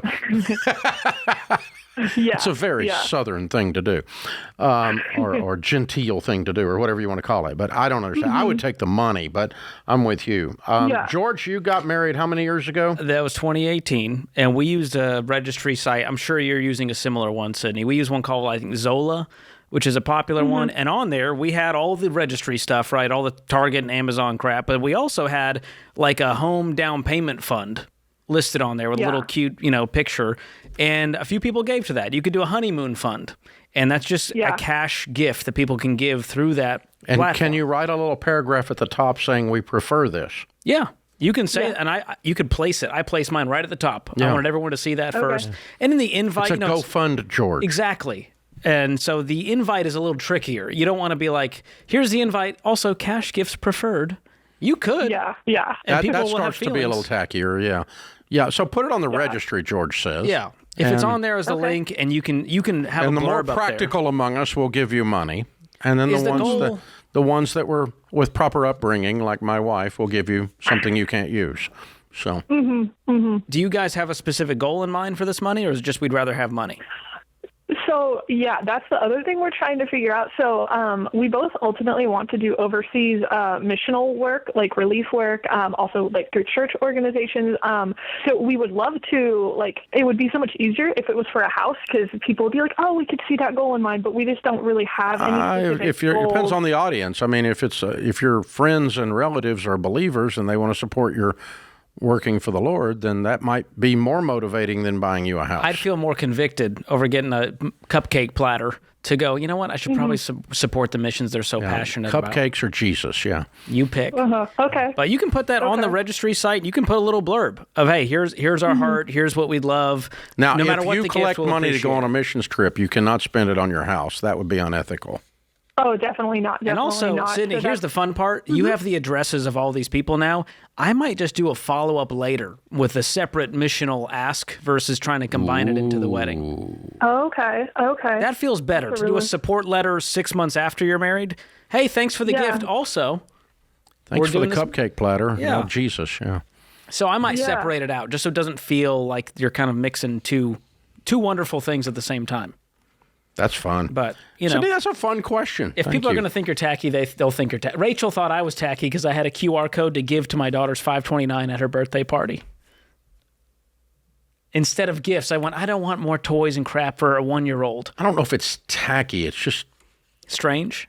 Yeah. It's pretty nerdy. Yeah. I just got a QR excited. code for how old was your daughter? It was her 1-year-old birthday. For her 1-year-old birthday party, you put a QR code on your kid. It was not on her person. Yeah, well, same thing. It was it's a little like you cute put frame. a tattoo on her forehead.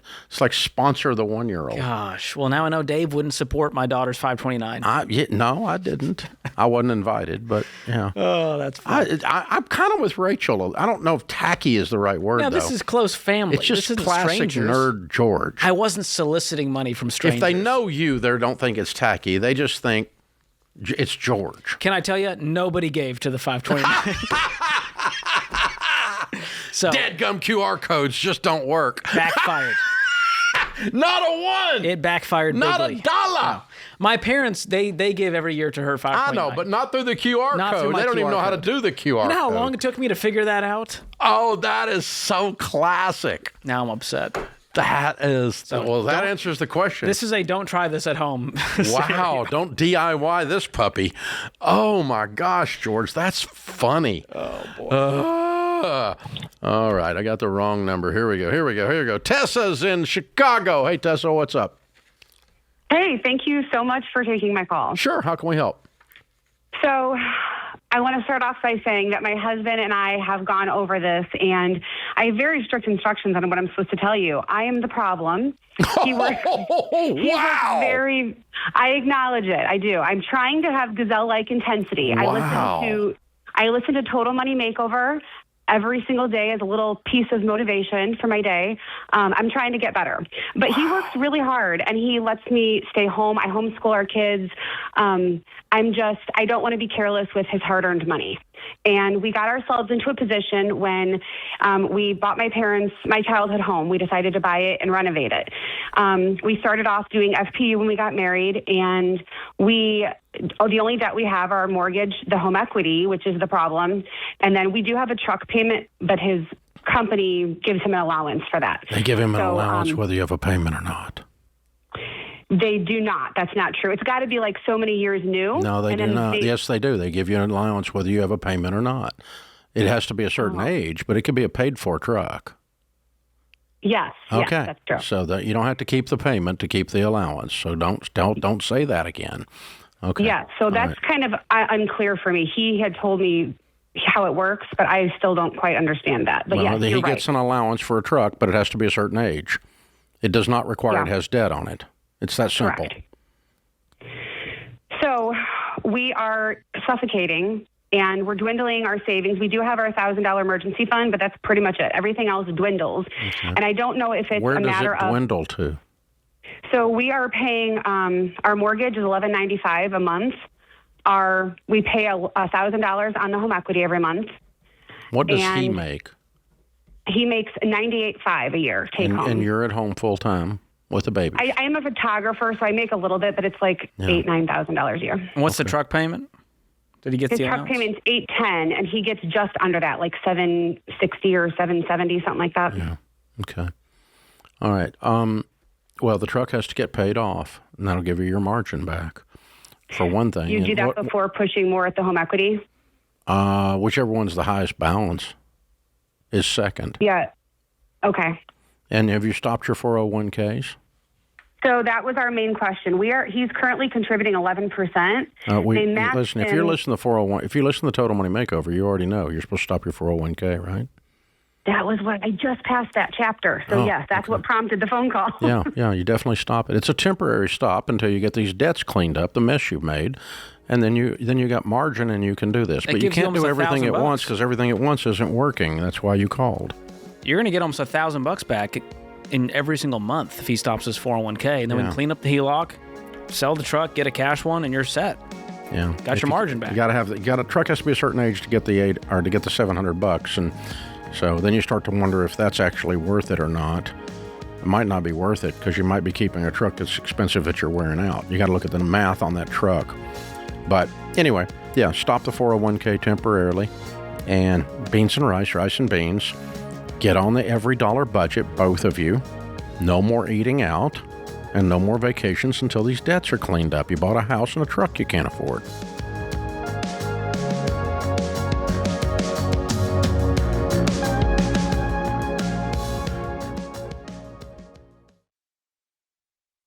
Hey, what's up, guys? It's Jade Warshaw. Listen, summer spending adds up so fast between vacations and road trips and camp fees and events and all the extra gas and grocery runs. Money can get tight before you know it.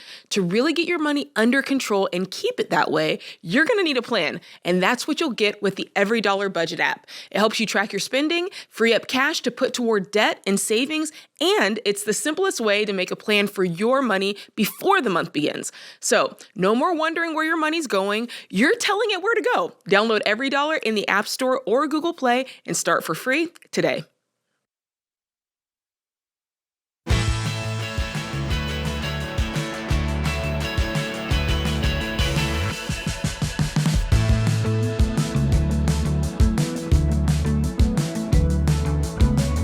The Ramsey Show question of the day is brought to you by Why Refi. Missed private student loan payments can keep your budget stuck in neutral. Why Refi helps borrowers explore low fixed rate refinancing and payments based on what you can afford, so you can start moving forward again. Visit whyrefi.com/Ramsey. That's the letter Y, REFY.com/Ramsey. Might not be in all states. Today's question comes from Amanda in Utah. I vacation on the same cruise line twice a year. Each cruise is 14 days long. If I buy 100 shares of their stock, I will receive $250 in onboard credit per sailing, which equates to $500 a year. Even without growth, I would get my investment back in about 5.5 years. I know you don't recommend investing in single stocks, but under these circumstances, do you think it's worth it for me? Oh, boy. Get your investment back. How do you get your investment back? With her onboard credit of $500 a year. Oh. So not just she'd one break time. even. If you're a stockholder, one time of 100 shares, anytime you sail, I guess if you get buy 100 $250. shares. You buy 100 shares, but anytime you sail, you get $250 in onboard credit.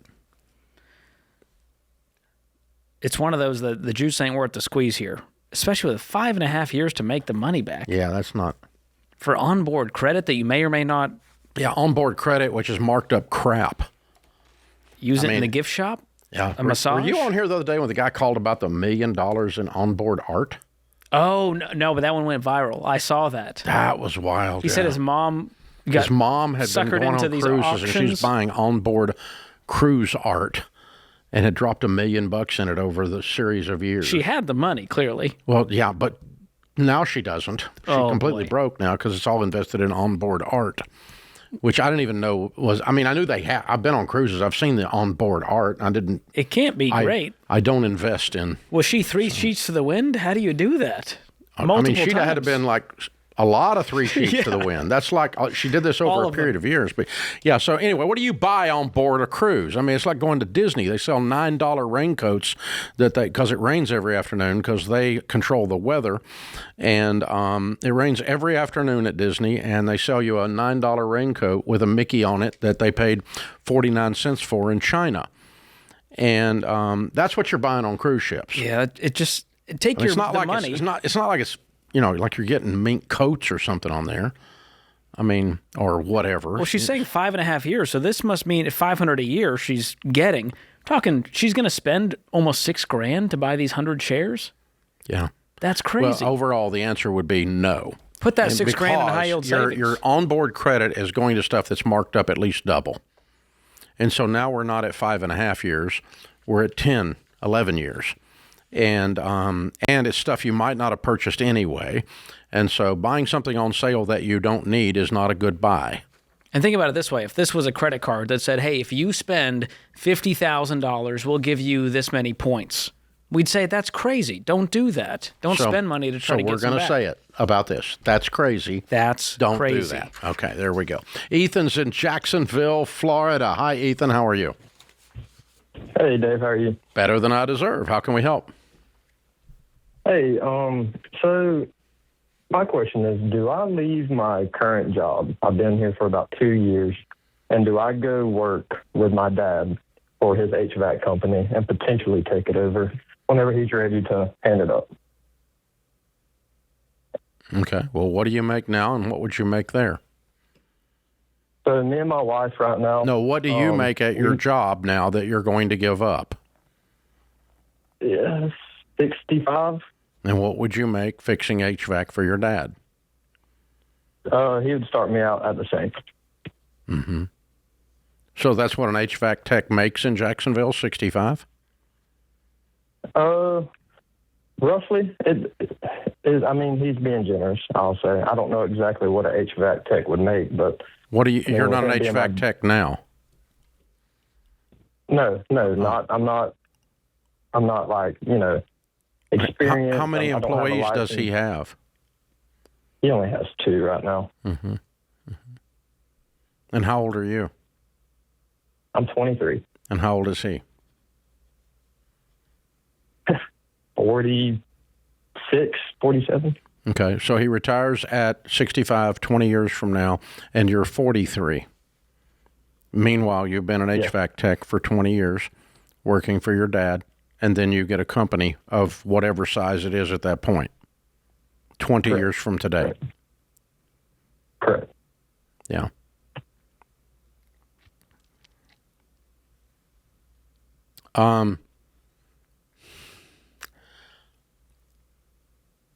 Let's pretend this wasn't your dad. Okay. And somebody offered you a job making the same amount of money you make now, and in 20 years you could have the opportunity to buy the company or be given the company 20 years from now. Would you do that? That's a hard one, Dave. I don't think you would. That's a hard one. I think you could start your own HVAC business and have more than 2 employees 20 years from now. Mm. Yeah. So, what I might do is this. I guess, do you want to, does he need the help and you want to help him? Do you want to work together? What's your, I kind of feel like there's like love involved here, like you're trying to love your dad well. Yeah, he's my stepdad. So he's been nothing but a dad to me, and and I want to help him out. I want to do whatever I can to help him, and I love the trade. The trade is just, it's a good trade. I worked with him when I was throughout school, so I love it. It is a good trade. I'm doing. What do you do now? I work for Anheuser. Okay. So I work swing shift, and I'm young, but I felt old. I ain't gonna lie. You're young, but what? I'm young, but I feel old because of the swing shift. It takes yeah, graveyard. Yeah, that'll get you. Okay. Yeah. So my wife, she so getting on days sounds fun. Better quality of life. Yeah. Yeah, I'm going with that. Definitely. Okay. So here's what I would do if I did go forward with this. Let's continue the conversation before you make a decision. Okay. Number one, you said you're how old? 23? Yes, sir. Yeah. Yes, sir. So I would want a written game plan for clarity so that everyone, him and you and your mom and your wife, all know what you're signing up for. Okay? Okay. And that's called a partnership agreement, or we can call it whatever. And I want you guys to really spend some time detailing this out, because this way, when this is over, you'll still be friends. Okay. And if you don't do this, you probably kill each other. You know what I'm saying, right? Yes. So it worked out when you were a teenager, but you're not a teenager anymore. You're like a grown man and stuff now. So you guys are going to have opinions. So I want him to progressively hand you ownership over the years. Okay. So when you kind of move into ownership position. And not suddenly 100% at 20 years from now when he's 65, but instead, after you've been there 5 years, he's going to give you 25%. After you've been there another 5 years, he's going to give you another 20%. And now he's still major owner, and you're 33, and he's in his 50s. Okay? Kind of think that through, how that's going to feel for him and for you. But I want him to begin to hand you ownership in this. And then based on that ownership, you're going to get paid for the job you do plus the percentage of ownership you have of the profits. And so if the thing makes a profit after you're paid your salary and he's paid his salary for working there, or his income, if it makes $100,000 and you have 25%, you get an additional $25,000. Follow me? Okay. Yes, sir. Then lastly, you have to cover all the D's. What happens in the event of death? Divorce, drug use, disinterest. I don't want to do this anymore. What happens in the event of D's? Disability. Somebody gets hurt. They're in a wheelchair. What happens? How's that going to shake out? What happens to the ownership? What happens to the income? Write all of that stuff down, or don't do this.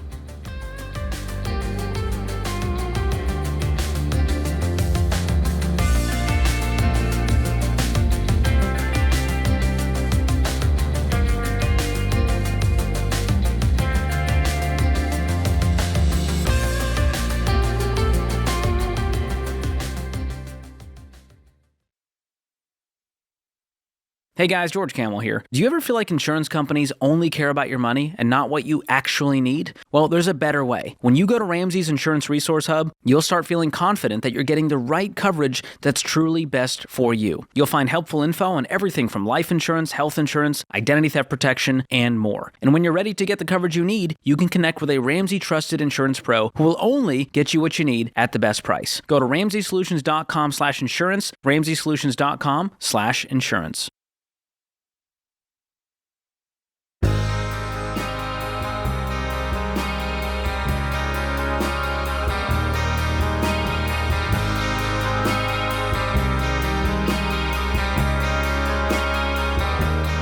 Our scripture of the day, Isaiah 32:8. Generous people plan to do what is generous, and they stand firm in their generosity. Charles Buxton said, in life as in chess, forethought wins. I got to tell you, I love hearing all these results from the people using Every Dollar. We've got tens of millions of people now using this budgeting app, and it's following the Ramsey steps exactly. It's giving you a personalized plan, and it helps you get out of debt and into wealth faster than anything else out there. It's the shortest distance. Dave, just being able to use Every Dollar and see the extra we have every single month was super motivating. We have thousands of dollars extra, and just throw it on the mortgage. Hey, that's pretty cool. I love it. So you get to pick when you do it on purpose. I like this. Start Every Dollar for free in the App Store or Google Play. Aaron is in Anaheim, California. Hi, Aaron. How are you?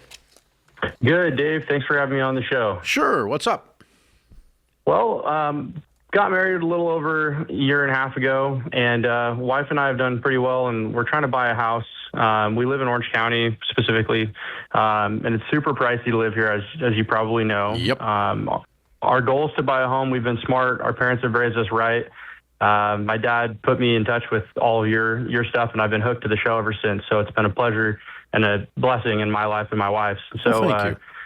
Yeah, so we've been smart with our money, and we feel like we've done well with it. But I'm kind of reaching a point as we get maybe a little bit closer to figure out how we should move it around from here, I guess. It's currently invested in the stock market. In what? What's that mean? In the stock market. I know. In what in the stock market? 80% is in equity investments, and then 20% is in bonds and fixed incomes. Equity investments. What's that mean? You got it in single stocks? No, it's kind of spread out across multiple different stocks, and the advisor that's helping me has put it in the market. Okay. All right. Well, that's not what we teach. You know that. Yeah, that's one thing. That's very risky. Yeah, it is, and it's done and the well. Bonds, but the bonds are worse. Well. Yeah, the bonds are risky too. Yeah. Okay. So that's where we have it right now. I mean, we've done well with it, but the market, we're concerned that it's going to come down, and when it comes down, how far is that going to set us back? And I think it's time that we maybe reconsider where we have our money right now. Okay. Yeah. I don't time the market either, so I don't know. Right. I would not do it based on what I think the market's going to do, because most people don't have any idea. No one could have guessed the market was going to be up as high as it was 3 years in a row. These last couple of years. Yeah. In the last 5 years, it's doubled, and nobody could have guessed that. Sure. Now that's not in the portfolio you've got, but the portfolio that I've got has doubled. Yours may or may not have done that because those stupid bonds probably were an anchor on yours. Dragging it down. Anyway, how much is in there, and when will you be buying the house? I've got about $250,000 in it right now. Not counting like my emergency fund and other savings that we have. Mm-hmm. And our goal is, we're renting for really cheap from family right now, a house from one of our family members that they own. And why, with $250,000, why have you not bought yet? It's so expensive. Like for a single family home in our area. It's not going to go down. I know, but for our area, it's between 1.1 to 1.3. I know, but it's not going to go down, and you have $250,000. I'm in a sales role, and it's commission-based, heavily commission-based, so it's been kind of my goal to throw down as much as I can at a home, and since my rent is so cheap and I'm not really pushed up against a wall to move out, my wife and I have the goal of moving out, right? We don't want to take advantage of it, but... Okay, so are you willing to trade the volatility of the portfolio that you have and the returns it has for zero volatility and moving $250,000 into a high-yield savings account? No, that was what I was kind of questioning. Yeah, is it better to have it in a high yield savings, or if you're going to CDs, buy within 12 or 14 months? Yes. Okay. Because your heart's going to sink when 12 months from now your money's down. If the market dropped 10%, that would be like one of the worst drops in a year in history. Yeah. History, and that would be $25,000, which would not keep you from buying a house. Right. So it's not that big a deal, but I don't know what kind of mess your portfolio is and how volatility you've got, how much volatility you've gotten yourself signed up for.